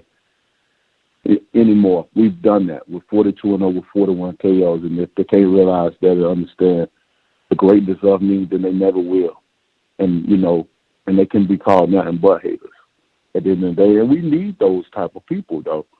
You know, if you're a hater and you're going to be a diehard hater, stay that way. You know, don't let no one change you. Keep an ambition of a hater on your mind and in your heart, because I'm going to prove you wrong just like I've done thus far, and I'm going to continue to do it throughout my career.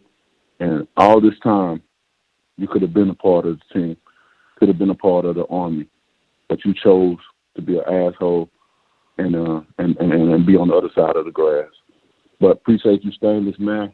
Continue to love and support for me, and change the minds of these other knuckleheads around us, baby.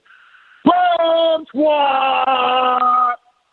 Speaking of haters, man, I guess you got another hater, because Big Baby came out and he said that he felt like that count was a little bit too quick. Is that fight still a fight that you would want to have, even though like he had his mishaps in the past? We gotta ask about his health. I mean, what was that drug he took that give cancer rat poison? He took a cocktail. I don't know what he took. He took about 16 of them. I don't know. That is it. First of all, well, with that being said, we got to ask him about his health. We got to make sure he is in full health, because what he took, he tried to take his health, you know, and he definitely was trying to go off with the lines of getting rich or die trying, because he attempted the death part of it. And, you know, but if that fight ever came about, you know, I'd love to whip his ass. But he'll be a fighter that'll run, bro. I don't think he'll want to fight me. You know, he talk a lot of shit and do all that, but that's just what he does. You know, a big baby, like you said. And as a grown man, I wouldn't want to be called a big baby. You know, certain things you as you get older, you grow out of, and a big baby, you know, it's self-explanatory. It speaks for himself. You know, this guy, man, I don't know what to say about him, bro. You know, once you take money out of your family's mouth, millions of dollars out of your family's mouth that could have changed their life, and you go around with this story talking about how you live with rats and roaches and had to check the cereal boxes because roaches might be in it, and drinking water and with cereal, and come up, you know, with these tales that a lot of black people go through day in and day out. Hey, I'm a victim of it. And you get the opportunity, a biggest opportunity, not of your life, but also of your family life that's probably dealing with this shit right now, the shit that you was describing and explaining. Now you putting people in your business. Now we know what the fuck going on in your house. Or you got rats and roses, you got to check the fucking cereal boxes now. We know, because you told us your business, and you had the opportunity to fucking break the chain, man. No, I don't want to hear nothing else from this coon-ass nigga, man. I don't want to hear nothing from him. Nothing, not no word, and nobody else should. The Army should get on his ass, too. And then how he go put his head, oh, my God, he went and laid his head on this man's shoulder.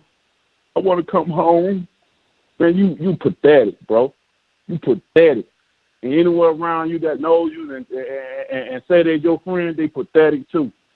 I would never want to affiliate myself around someone like him. He's every definition of someone that a crab in the bucket, bro. That's a true crab in the bucket. And that's how he should be treated. A true crab in the bucket to take that money. That's the most thing about him. Forget about what his tactics and what he do in boxing and lies and all that shit like that. I look at his family, bro. I look at the family aspect of it. And when he did, I was rooting for this nigga, too. I was rooting for him because I separate the business of this and the personal shit, bro.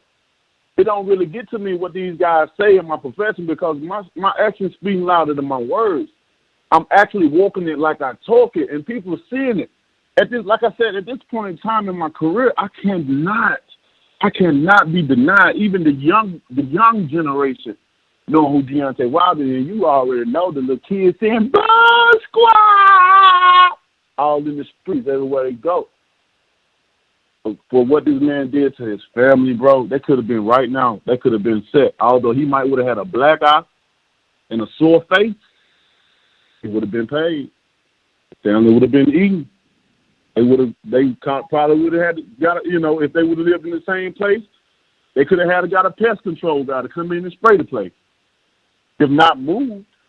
But it could have been certain things that could have been done, but he took that away from his family and probably even put them in a more bind, even in a more tough, a difficult situation that he was in the first place.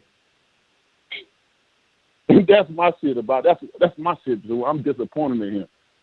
If they ever put him in my space, you better clear the place. 'Cause I'm taking him out, bro.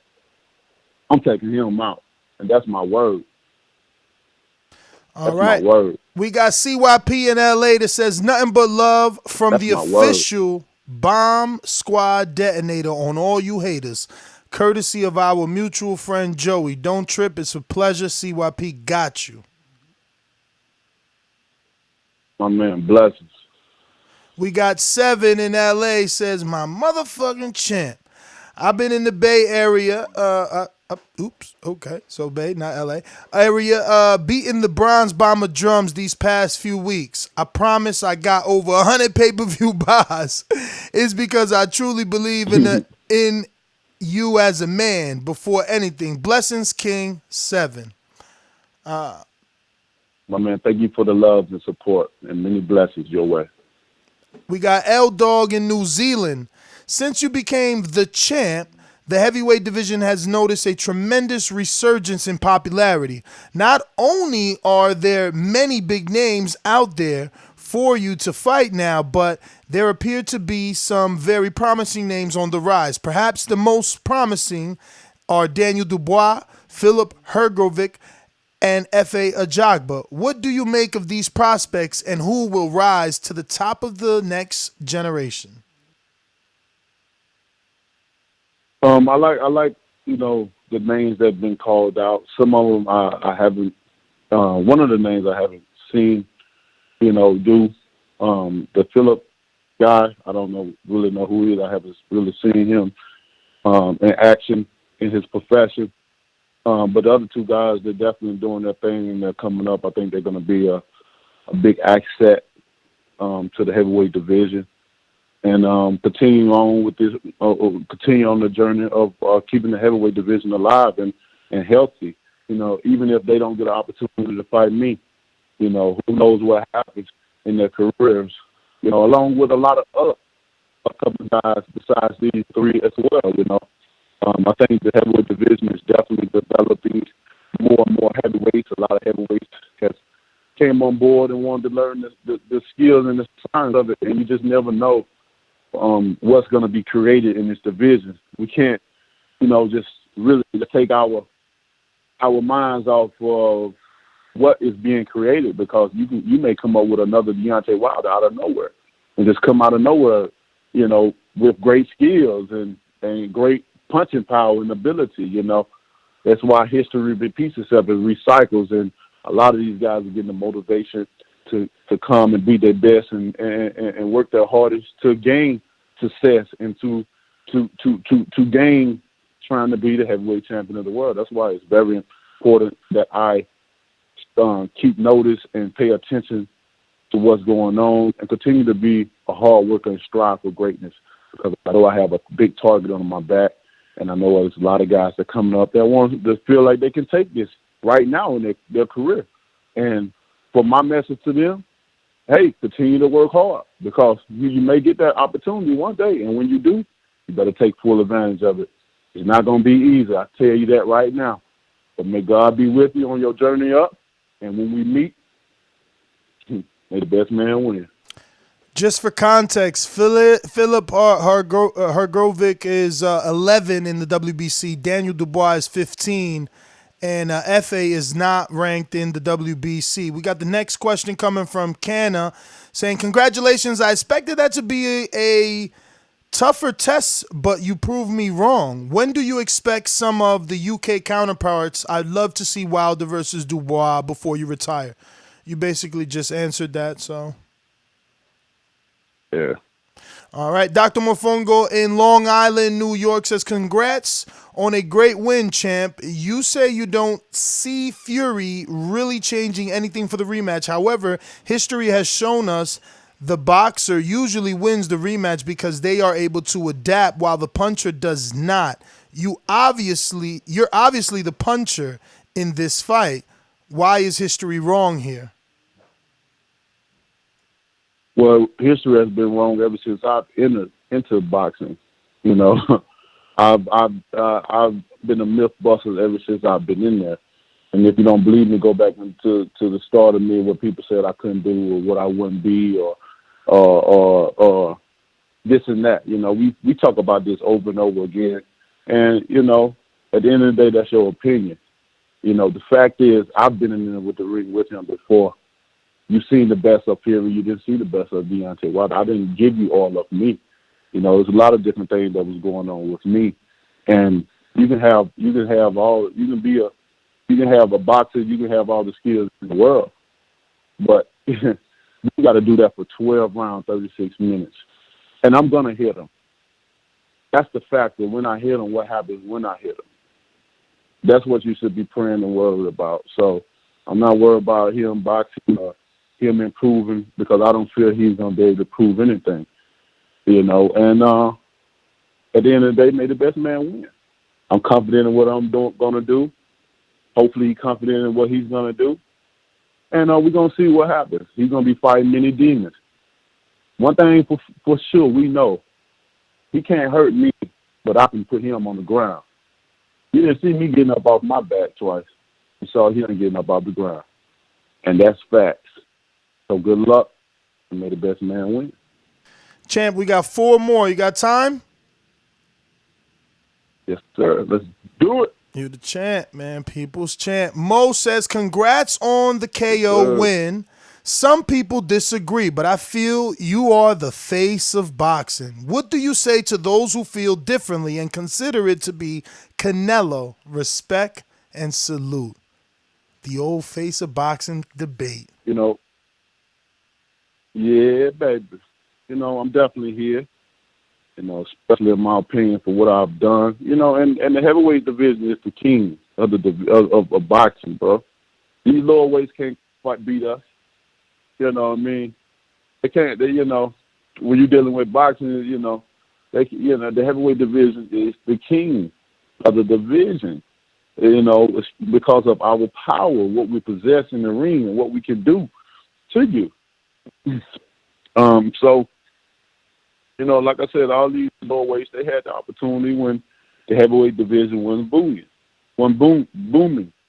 But now that it's a sight and it's here, that's all you're going to be able to hear about the heavyweight division and how exciting, especially when you have a character like me. And now I'm a great ambassador for boxing. I mean, we love Canelo. I love Canelo as a fighter. You know, I enjoy seeing him fight as well. But at the end of the day, you know, Canelo can't speak no English over here. I see that his people supports him, and that's how it should be. He got a strong base in his people. Other than that, I really don't hear nothing about Canelo or even see his face, you know, over here. As far as the American side is concerned, I just don't see it, you know. But everyone has their own opinions about things. I'm glad that it is a discussion that is being talked about amongst boxing and boxing people in boxing and boxing fans in general, you know. But if I'm not the face of boxing in your eyes, just wait, baby.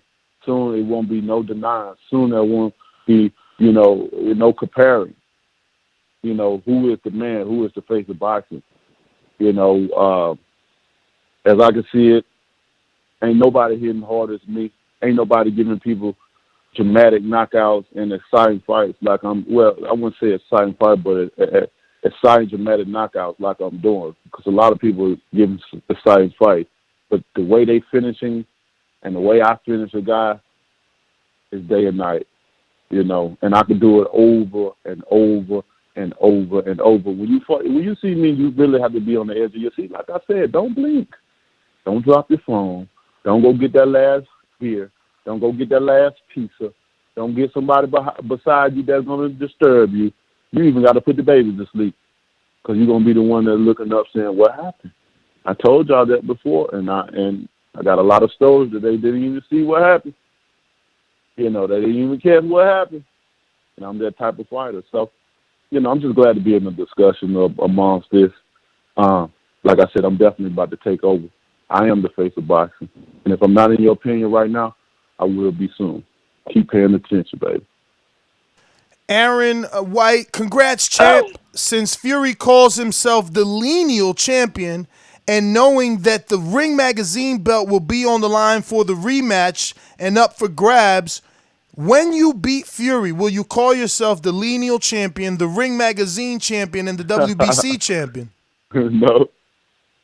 Man, I'm gonna be the WBC champion. That's all that matters. At the end of the day, lineal champion. He's I can't call myself no lineal champion. That's not even the importance of me. It may be important to him because that's the only thing that he can go out for, only title that he really has, an invisible title, or invisible belt. A title, but with an invisible belt, I would say.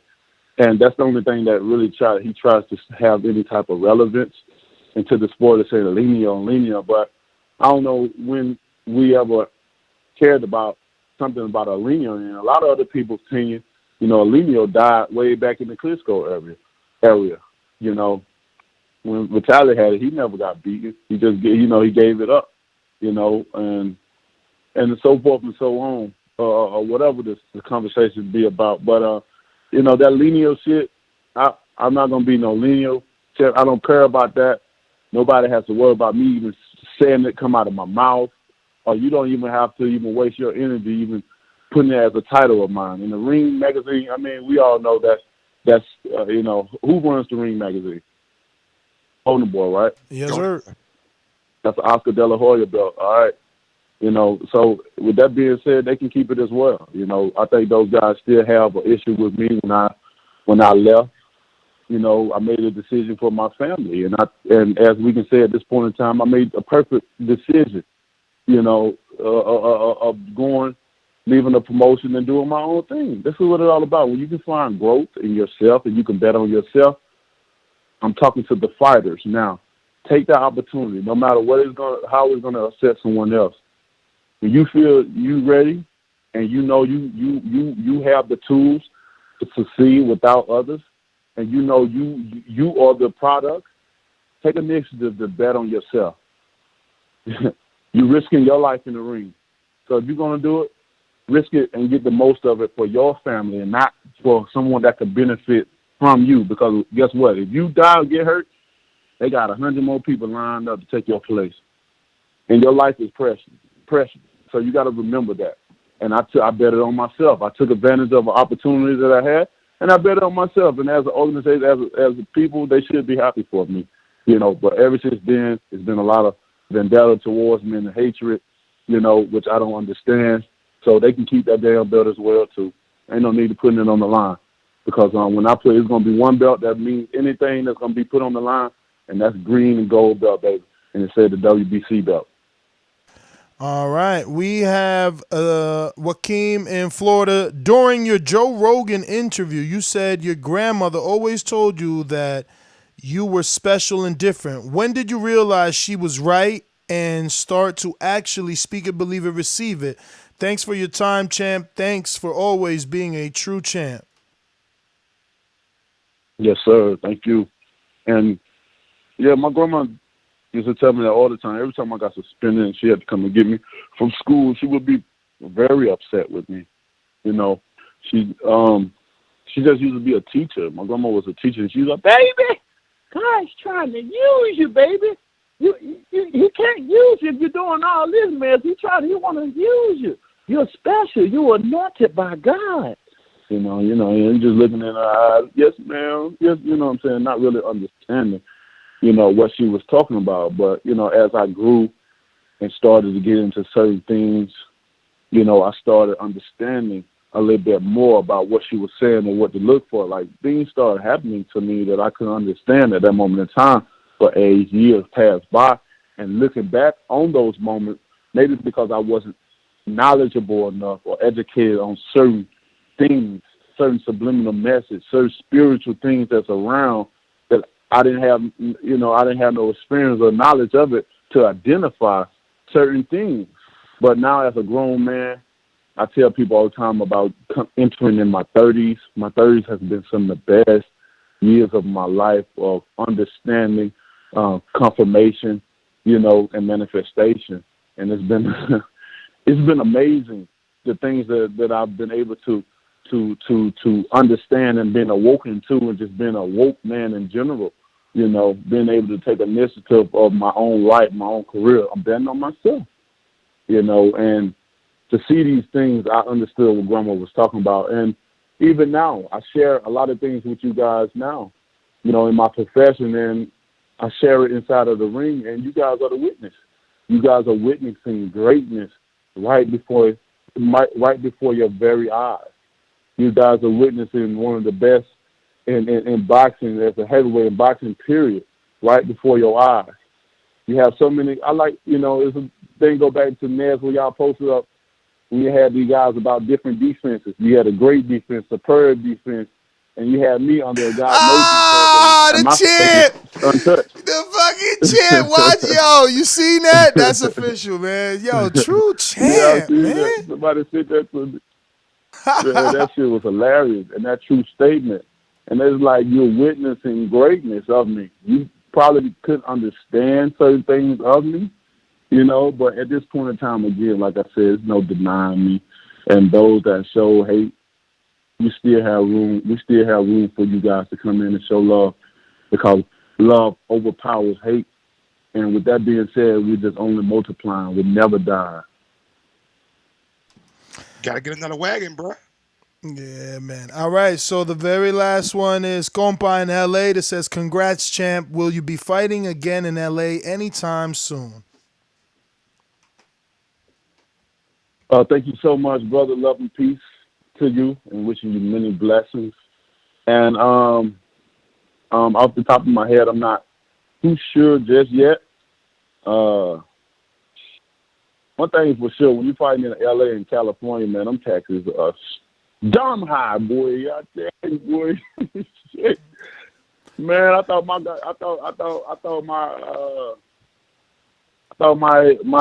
financial people were stealing money from me. I'm like, why is I'm still sending California money? I mean, why I'm still selling New York money, bro? I was like, that shit was crazy. Same way with California too. The taxes are so high, but at the end of the day, I just wanted to share that.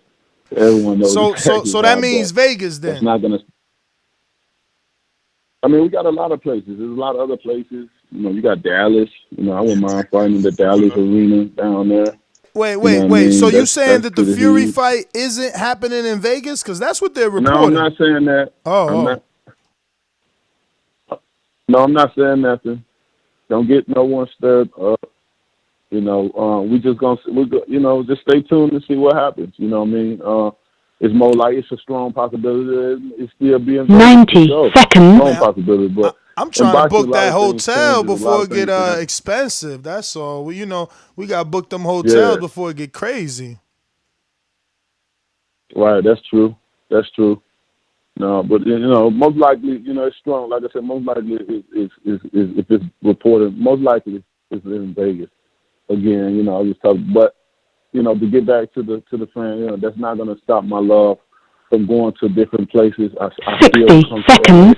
I'm still going to be in New York and a lot of other different places as well. I still have ambition of fighting in Atlanta. You got a good fight that's coming there. And Gervonta Davis, go out and support him. I'm gonna do what he's supposed. Let me start. Go and support that young man. You know what I mean, out in Atlanta, and have a great time. I'm gonna be there as well soon, and a lot of other places. You know what I mean. I'm looking to maybe have a fight in the UK one day as well. You know what I mean. That'll be a good one, and a lot all over. So just stay tuned. Continue to enjoy boxing. Continue to support boxing. 10 seconds. As a whole, and as a champion of the world, as your champion, I'm gonna continue to provide great fights and and amazing knockouts for you guys. Champ, man, we can't thank you enough, man. You continue to always prove that you're the people's champion, staying on here way longer than whatever we think. Mike still has something. Man, what inspired that outfit and that crown and that mask? I must know. Yeah, is that General or Michael Jackson? Oh. No, that's just general. Okay. It's just a general king. You know, most of my style is of a king, so I present myself godly royalty. You know what I mean? You know, different things of that caliber. Emperor. You know, all that shit. You know, and that's what the uniform came from. And even with the costume, we wanted to do a past and future type of ordeal. You know, again with king and being an emperor of the sport of boxing, the heavyweight division, just claiming what's mine in here, and that's what all the idea came from and behind. I hope a lot of people enjoyed it. We got the next one gonna be even more exciting. We try to up it every step of the way. I spend a lot of time and in these uniforms and a lot of effort to just give people something different. This is a great era, man. This is what other era you want to see. This is an amazing era. You get to see guys come out in different costumes and the height live up to the fight. I know a lot of people are like, man, this motherfucker coming out with something like that, he gotta knock him out. And and I did that. I did just what was expected. I came out looking great, and my performance was a devastating knockout. So what more can you ask, from me as a fighter like me? I'm risking my title on the line each and every time, going back with rematches. This was dangerous fight, and I haven't let up. Got mandatories out the way, that was crying and being a fly in my ear. I smushed the bug, and now I'm here. I'm about to get rid of a rematch with Fury and then go on and to unify the division, man. This is exciting times for fans around the world, especially if you big fans of heavyweight boxing. This is an amazing era for you guys, and just want you guys to take hold of it and hold it dear to your heart and just recognize and appreciate the fighters that is being processed right now, what we have right now. Enough of the old talk and past eras and all that, man. That shit don't matter. At the end of the day, it do not matter anymore. We gotta appreciate what we have right now. Appreciate these fighters now. There's no such thing as no fucking bomb fighter. And like I said, if you think you're a bomb, you get in there with their bomb ass and see who can be the bomb at the end of the round. I guarantee it'll be your bomb ass. So respect the fighters. Continue to support the sport as we share our energy and love and our putting our life on the line for y'all entertainment. So y'all do the same. Do the same for us. We appreciate it. Till next time, I love you guys. Appreciate you guys so much. Thanks for all that's tuning in, that listening in. Thank all the Patreon guys for your questions. Continue to continue to spread your love with your questions. If you want to know anything, I'm the realest champion in the business, baby. I'm willing to answer any and all questions. Champ, no matter what it is, nothing is off limits. Let me squeeze one in there. Come on, Nelson, bring it on. What are you doing with the costumes after the fight? And I just want to say I'm a fan of the white and gold. I obviously love the black one and gold, but I think the white and gold made more of a statement. But do you got like showcases kind of like Batman had his outfits, like, or you just throwing them away? What you doing with them after the fight? If you need somebody to hold it for you, I got you. Well, Nez, well, I spend tens of thousands of dollars on these uniforms, so they're definitely an investment for me. And after I finish with them, I put them in. I get them created in a big shadow box, and I put them in my penthouse. I put them in my my penthouse, and I showcase them there. I'll have to take you to the penthouse one day and let you see them all up. That way you can get the fans or something to see. One day once I get everything organized and put up. But that's what I do to them. I save them. I put them up in shadow boxes so I can have them forever. And I hold my penthouse like a museum or something like that. And that's how it's going to be throughout my career.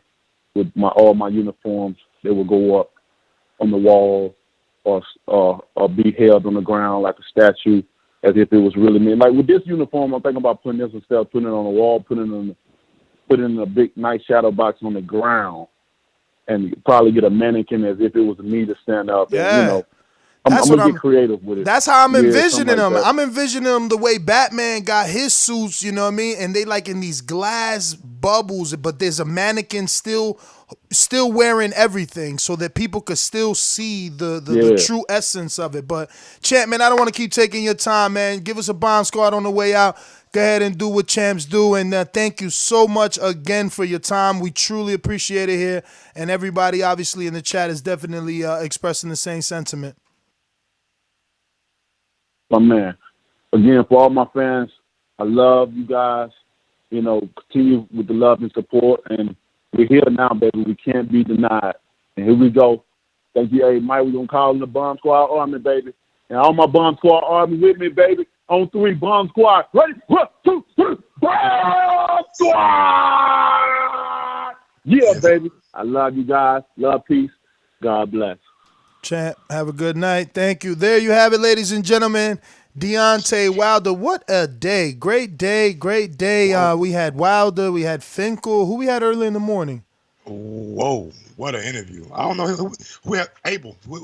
Abel Sanchez. Yeah, man, we're trying. We're going to open up these phone lines. So if you are looking to call in, you know the number to call in is 1-425-569-5241. Press 1 one time. Voice your opinion right here at the Voice of the People hotline. Don't forget to hit number 1 or add Nestor Gibbs on Skype. Mike, what it do? Take 1 second out, man. Everybody who listen on YouTube, go ahead and smash that thumbs up button, man. We just had almost an hour and a half interview with the WBC heavyweight champion of the world. I know. You guys don't like that, man. I don't know what kind of I think it's like. that we're spoiled, you know. We're spoiled. You know, Wilder is always been so accessible, you know what I mean?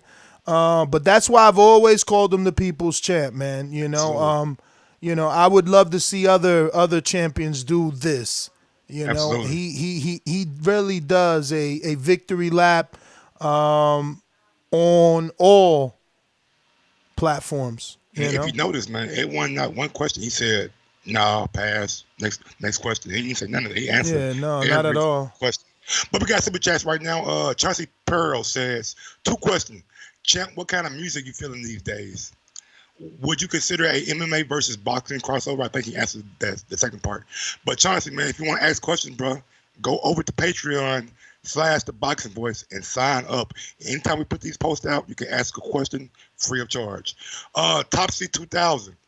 What are your thoughts on Alexander Usyk coming up to heavyweight division and saying you are the easiest champion to beat out of Ruiz and Fury? Meanwhile, he want to fight Chisora.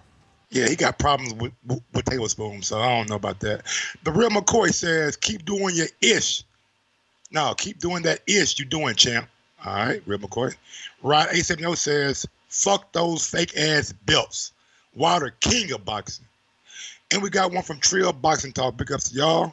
Salute to the Boxing Voice. Keep up the great work. Thank you, Trill Boxing Talk, man. Thank you, brother. All right, where are we going now? We're going out to CYP. What it do?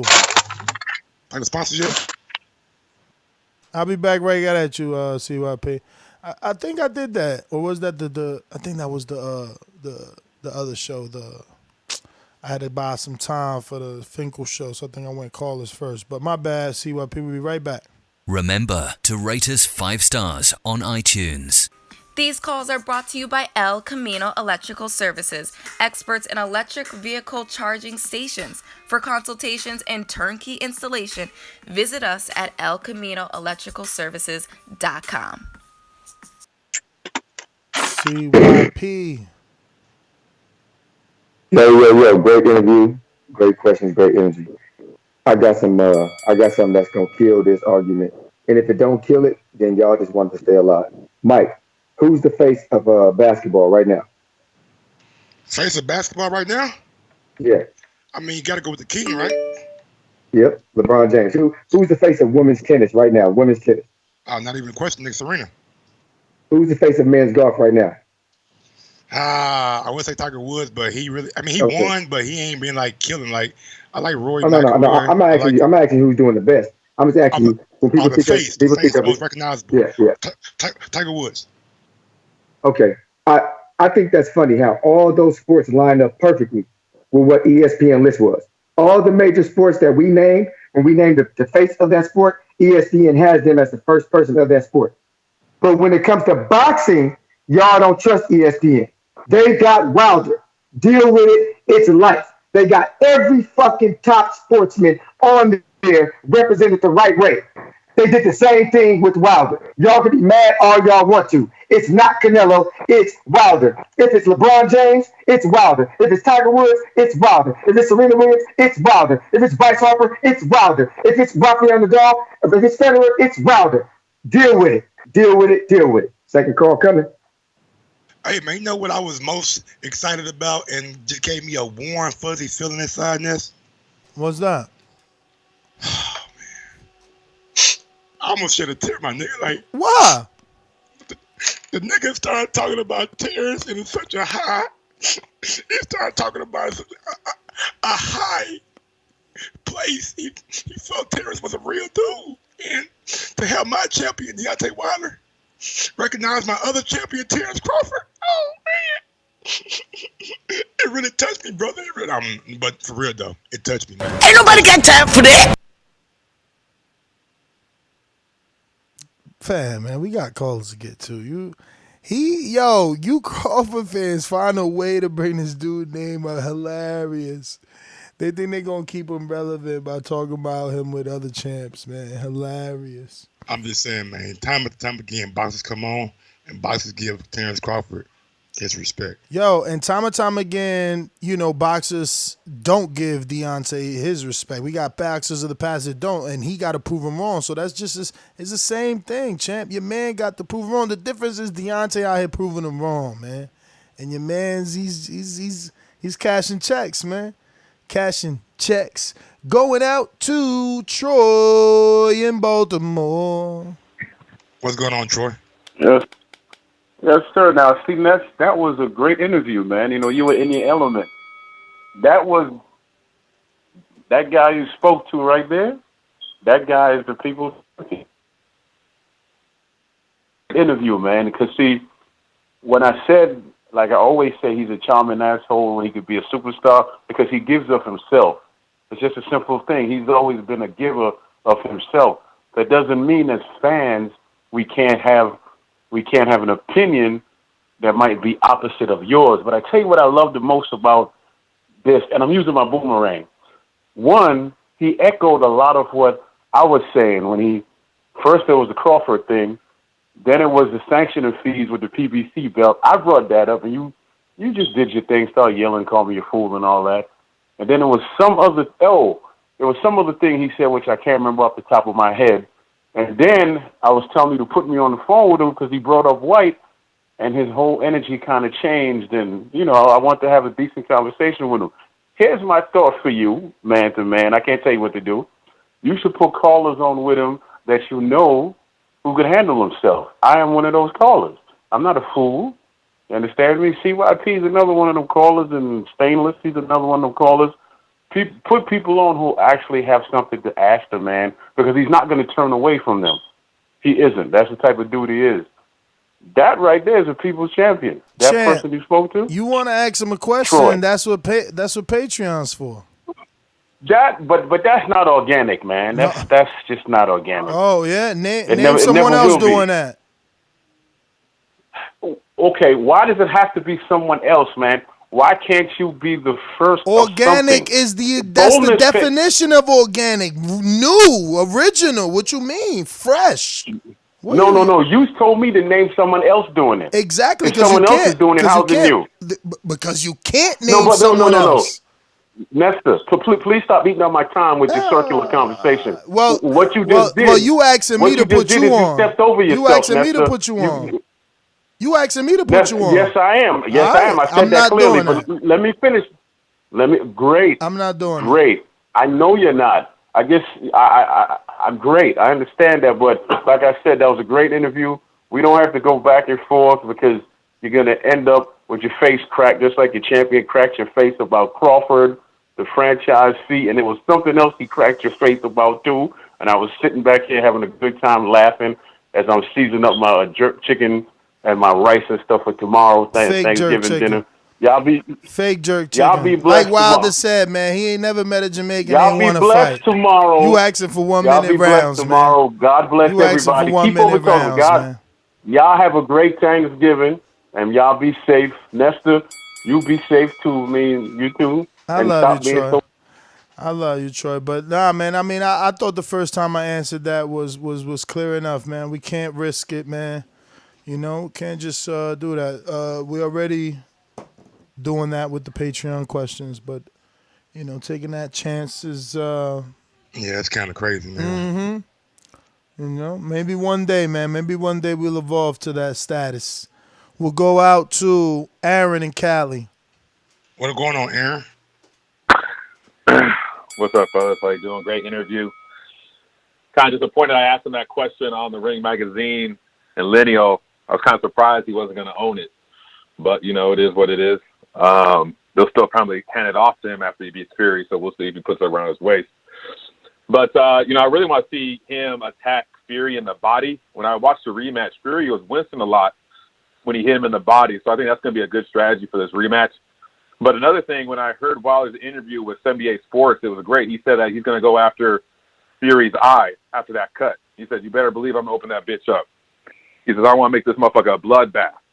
And I hope he does that with Fury. I hope, I want to see Fury just spewed with blood and just suffer this whole fight. And I think Wilder is in a position to do that, and he's going to show everybody who really truly is the best boxer out there. And, yeah, just happy to, to have him answer questions. I'm just looking forward to it. And great interview with Shelly Finkel. And you guys keep up the great work.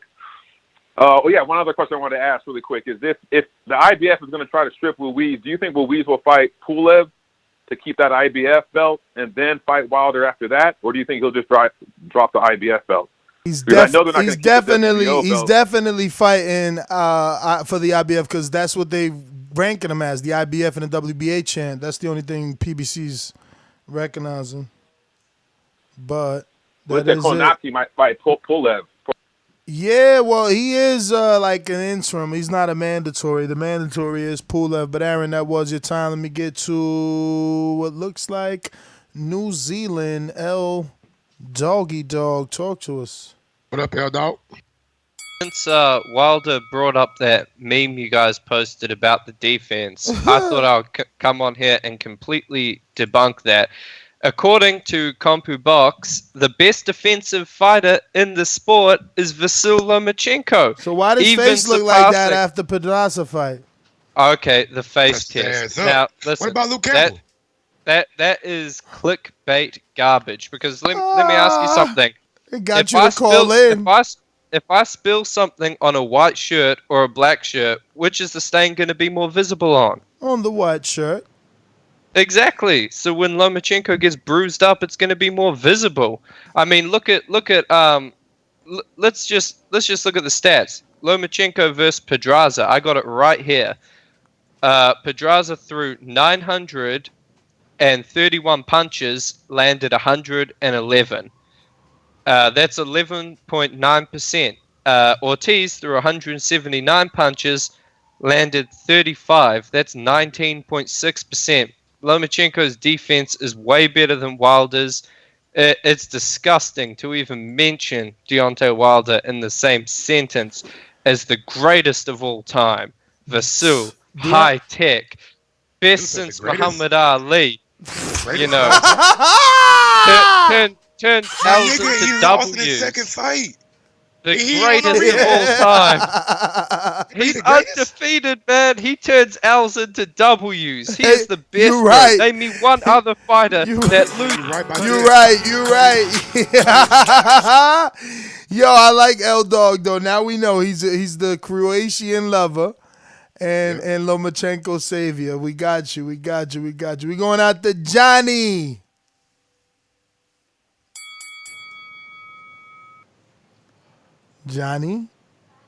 What up, Johnny? Clementis? I don't know, man. He probably got another name, and I don't know his. He doesn't know his own username.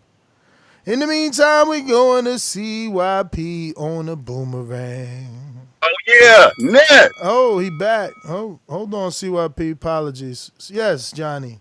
Ness, I still gotta fix that shit. I appreciate you though, Ness. It's the boxing agitator. The Oh, agitator.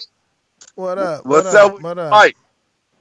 The business. Man, oh, man, just for FYI, Deontay Wilder did the countdown. My dumb ass in the parking lot like bomb squad. God damn it. Yeah, crazy. All these people looking at me crazy as hell. All right, yeah. Vasil Lomachenko, the best ever. I'm telling y'all people, they got a code and they stick to it. Yeah, I'm gonna leave it at that. I said y'all put that shit together. All right, man, I just want to give you a shout out, man, for all the great interviews today. Man, shout out to the Boxing Voice, Ness and Mike, and all the other co-hosts, Super Max, what is Doomy, all of y'all, man. And shout out to CYP, shout out to all the chat. Man, I feel like I found my goddamn place. Shout out to everybody, man. Appreciate y'all. Go on. Stay constructive, goddamn it. That's what I'm Yeah. talking about. Stay constructive. We See got why? Go ahead. super chat from the Cali Enigma Sports and Entertainment. That nigga changed his whole name up. Hashtag People's Champ. Hashtag New Media. Salute TBV. And we got one from Abiola Majik Dumini. Man, I'm sorry, brother. Wilder's best defense is his offense equals KO. Hey, man, I agree. The respect, boy. Them guys just don't rush in. Them guys ain't just walking them down. They cautious. Alrighty then. We got CYP on a boomerang. Hello, haters. Goodbye. Y'all out here mad. Look, there's somebody in the chat. I ain't never seen him before. Dude look like he demonic, a devil worship or something. You keep trying to get my attention with all this. You're a slave to the mainstream media. Man, I'm gonna tell you something. If you want my attention in that chat, you gotta say something clever. Other than that, I'm ignoring your stupid, weird, smelly ass. And yes, I can smell you. I can smell you from the screen. You smell bad. Now, secondly, I want y'all to get mad, go to ESPN, march down there with your Canelo flags and your Canelo posters and tell them, redo your list. Redo your list. Because y'all ain't nothing y'all can do about it. Until he is ahead of Wilder on that fucking list, Wilder's gonna be the face of boxing. So I want y'all to do that shit. Go ahead, go tell him. Don't yell at me no more. Stop being mad at me. Go tell ESPN, take Wilder off and put him in his rightful place. Because right now, the only person who got a good vote, a better vote than any of us, is Wilder. Fuck my vote, fuck your vote. ESPN got better votes. It's Wilder. Boomerang coming. All right. Triple rang to be exact. We got loyalty. Loyalty with the business. Yo, yeah, boy. Can you call me? Can I do it in about 5 minutes? No problem. We got Big Nick.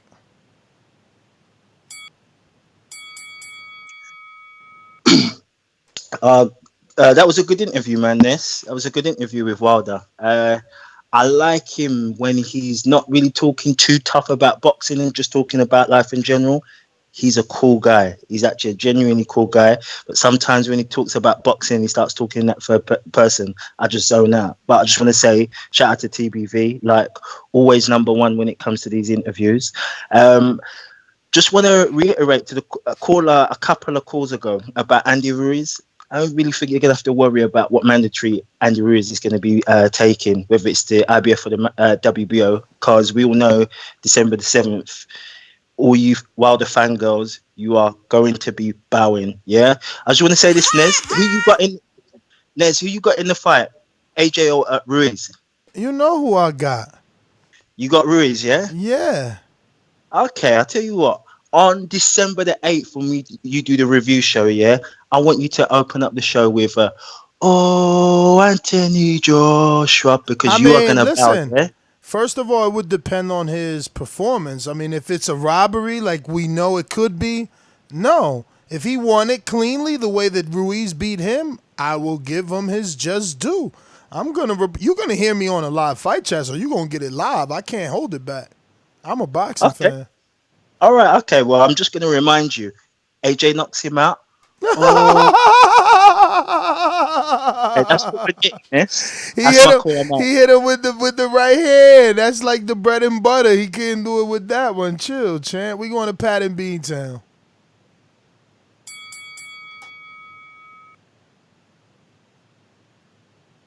Pat, Beantown. Bean. We going to ruin a 504. Pat is there. Talk to us, Pat. Pat, come on. You got the music in the background right now. Ness. You in yoga class? What's going on?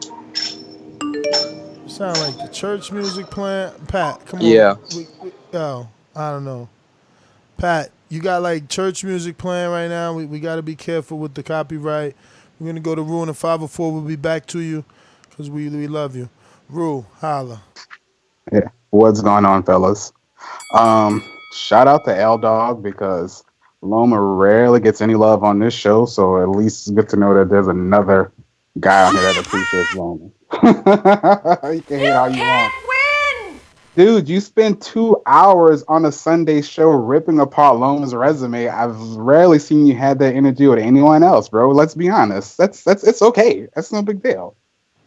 But again, always have to appreciate Wilder for coming on, answering the Patreon questions. It's just really good to see a champion just take time out for people that love the sport. And he even stayed when you said we have more questions. He's like, of course I can have time. So I really appreciate that. But that's my call.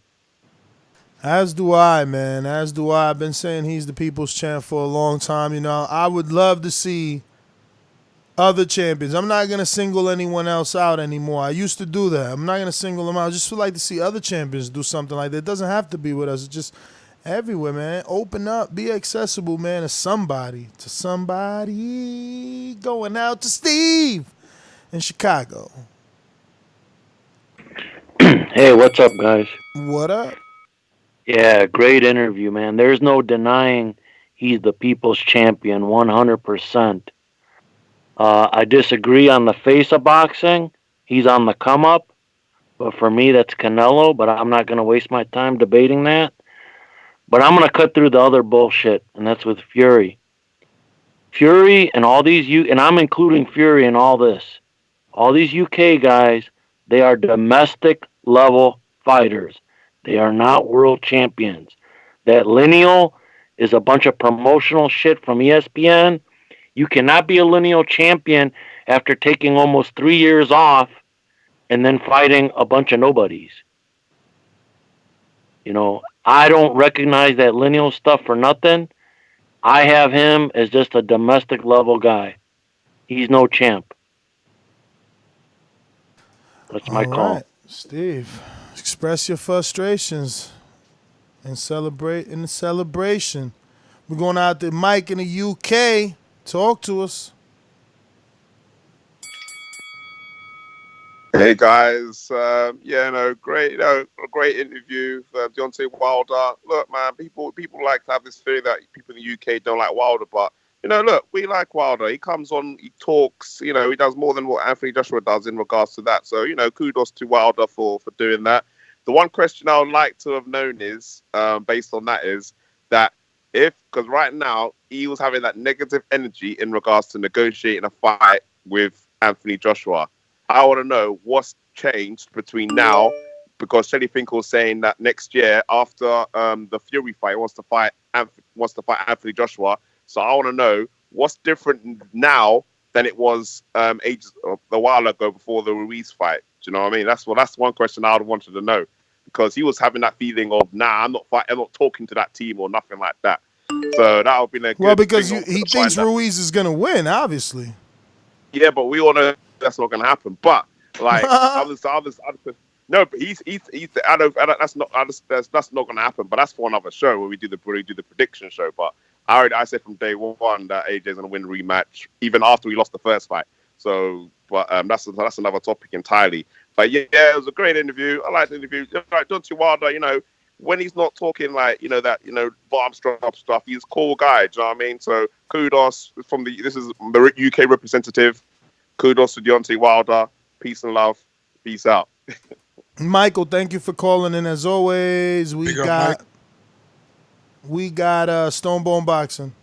What up, Stonebone? You heard the champ, big dog. You heard the champ, big dog. Speaking highly. Man, he was speaking them facts, man. I saw the camera pop on Mike once he got to talking about Crawford, man. He gave you an in-depth discussion about Crawford. Yeah, I mean, that was the only person he gave you an in-depth, great discussion about. The rest was... He was all giddy like a little schoolboy. Can my man get his call out? Thank you, Mike. But, hey, hey, I'm so, man, did you hear him say, we all know that Ruiz is not going to beat AJ, right? Hey, yeah, right, yeah. Man, every time a UK caller say, yeah, Ness, please just say no. Because they always say, yeah, just say no. Just fuck with them and see what they do. But we got like 2 more weeks to deal with these guys, man, because they're going to crawl back. They've been under the rock for like 5 months, waiting close to the AJ fight. Now AJ about to fight in and crawl from out of their cave. And now when Ruiz knock him out, they can crawl back in there. Yeah, I mean, that's all I want them to do. Just crawl back in your cave that you've been hiding in for the last 5 months. Now that we fucking 3 weeks out, 2 weeks out, we getting UK guys all in the chat, all in the calls. It's just ridiculous, man. I guess they really missed the Big Island, man. They can swim back on over there, man. We're gonna send them back to their domestic levels. Like I say, the best fighter in the UK mean you the best fighter in one state in America. It's 50 states over here. So we got 50 UK. Cut it. We got Gandhi. What up, Gandhi?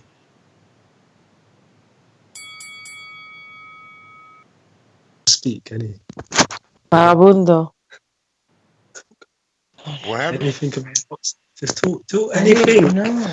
No, again, no. She nervous, bro. She nervous, man. Go hop Stop on. forcing your girlfriend to talk on the boxing show. Come on, Gandhi. Man. You hop on, Gandhi. She nervous. Talk anything. I'm not talking anything. Just say anything. Stop it, no. Hannah. All Just- right. Gandhi, we'll be back. We'll be back, Gandhi. We'll be back. We're going out to Gado. Talk to us. Yo, what's good, man? Y'all niggas can hear me? Yes, sir. What up? Yo, man, y'all niggas is live today, man. Y'all got me a little excited and shit. But first off, shout out to Deontay Wilder, man. You know what I'm saying? He just had a big fight. You know what I'm saying? I'm sure it was a tough camp, like Ness keeps saying. Thanksgiving tomorrow. The nigga is answering questions on a goddamn boxing voice. People's champ, dog, for real. Doing a million other things, but you know what I'm saying? He's fucking with us. So true. So true. I got real quick though. There's only one There's only one Deontay Wilder. That's the truth, man. Oh. I'm telling you. I've been saying that shit for years, man. Nobody All that, like man. it. I got a quick. I wanted to ask you and Mike something real quick though. Do they got reality in the UK?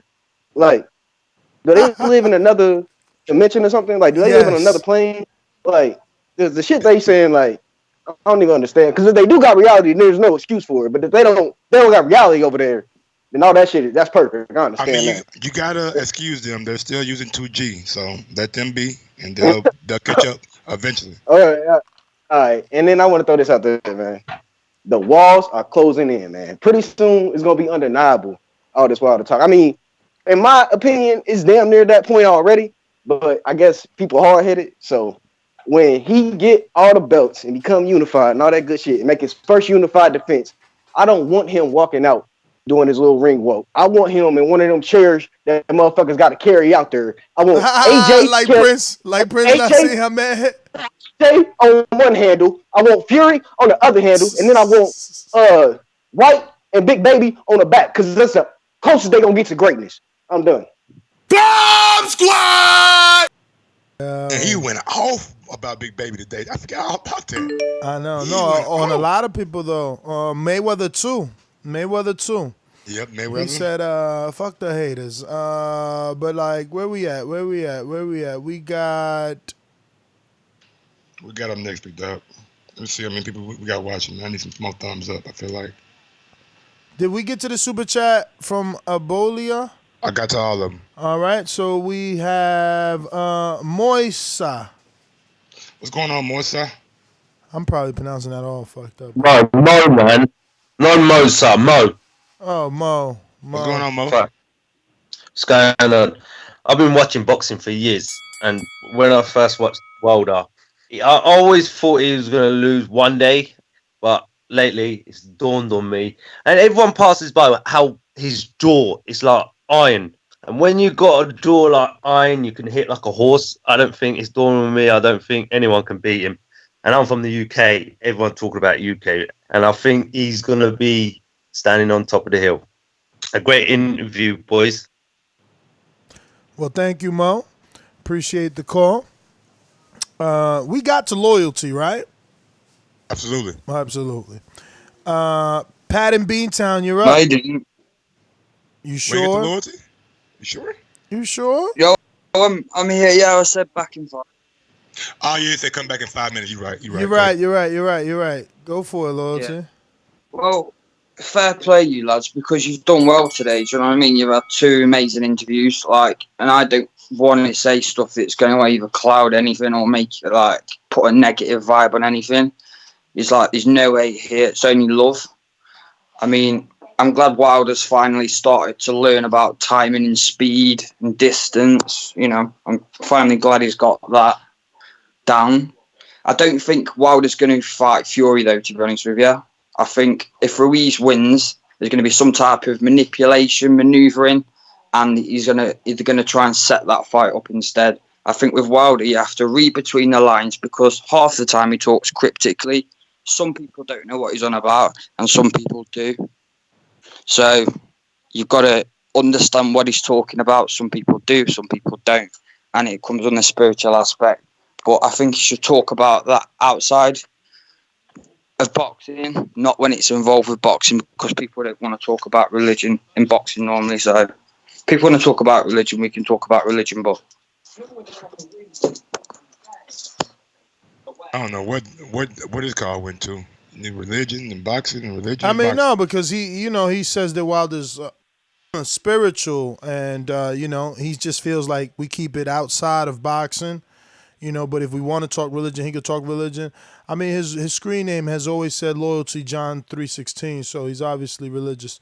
But thank you for the call, and looks like we got to everyone, so we go triple rang on the CYP.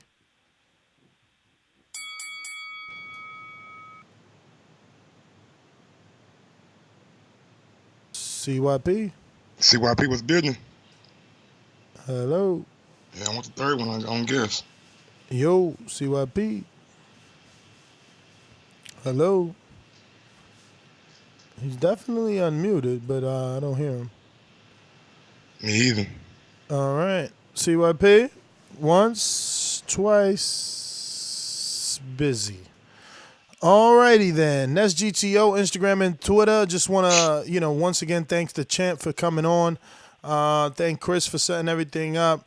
And yeah, man, just thank every listener, everybody that tuned in, everybody that continues to support the channel.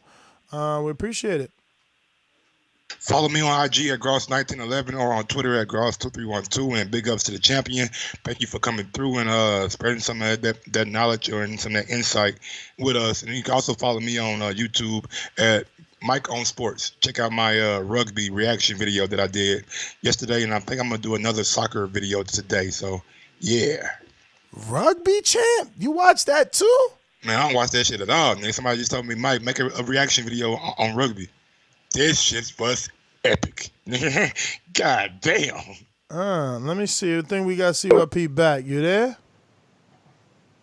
Yeah, man. Yeah, look. I want to ask Mike a question real quick. Who's the bigger star in boxing right now?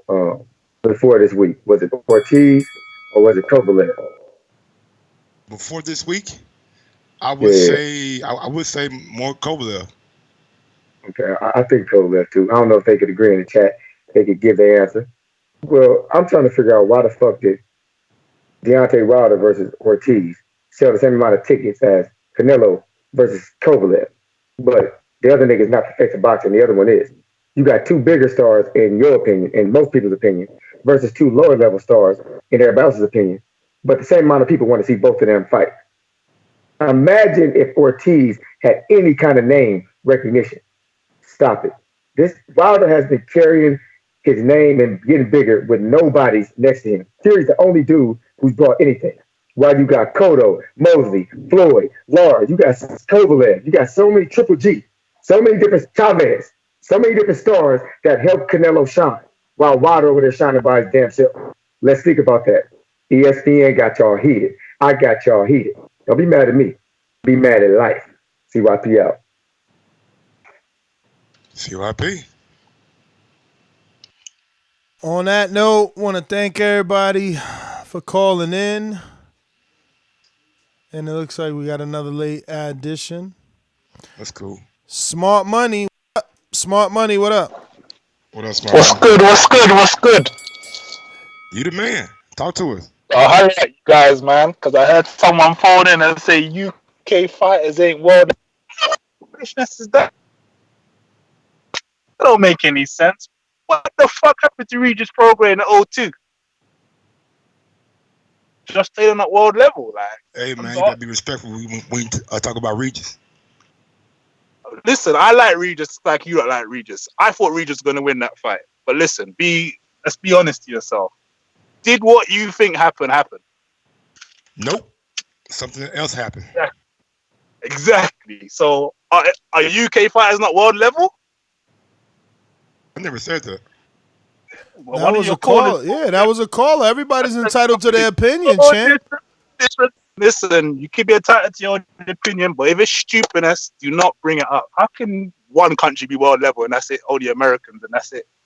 I mean, listen, champ. That's what this is. The platform is for. He called in and he triggered you. You called in. You know. Right, we triggered over here, bro. We ain't having that shit. I hear you, champ. We ain't having that shit, bro. Tell him stop losing over there, man. No. I mean, y'all do Don't got worry about AJ. y'all Don't do worry have about one AJ. undefeated boxer though. Who's that? KSI. 1-0. He the biggest thing they got in the UK. The biggest star. He the biggest star. Me and Newman is gonna come over to the States and whoop a couple of your fighters in border wars, whatever that thing is. Me and Newman is coming over. Lies, man. We in Texas, man. Let us know. We coming to Texas, baby. Let us know, man. Sign up. It's all talk if you ain't signed up. All jibber jabber. Nest, GTO, Instagram, Twitter. I'm out. Long day today. To this day. To this day. To this day. To this day. Honestly, my head hurts from having these beats on this long. Boy, yours, nigga. Bro, I keep taking it off. One. It hurts my left ear. I'm like, what the fuck, bro? We've been here too long. My head is hurting. You know, it's heavy. I ain't gonna lie to you. I'm like, Shit. goddamn.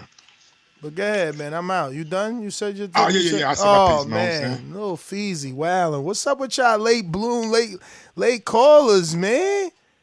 Yo, Lil Feezy, what's up, bruh?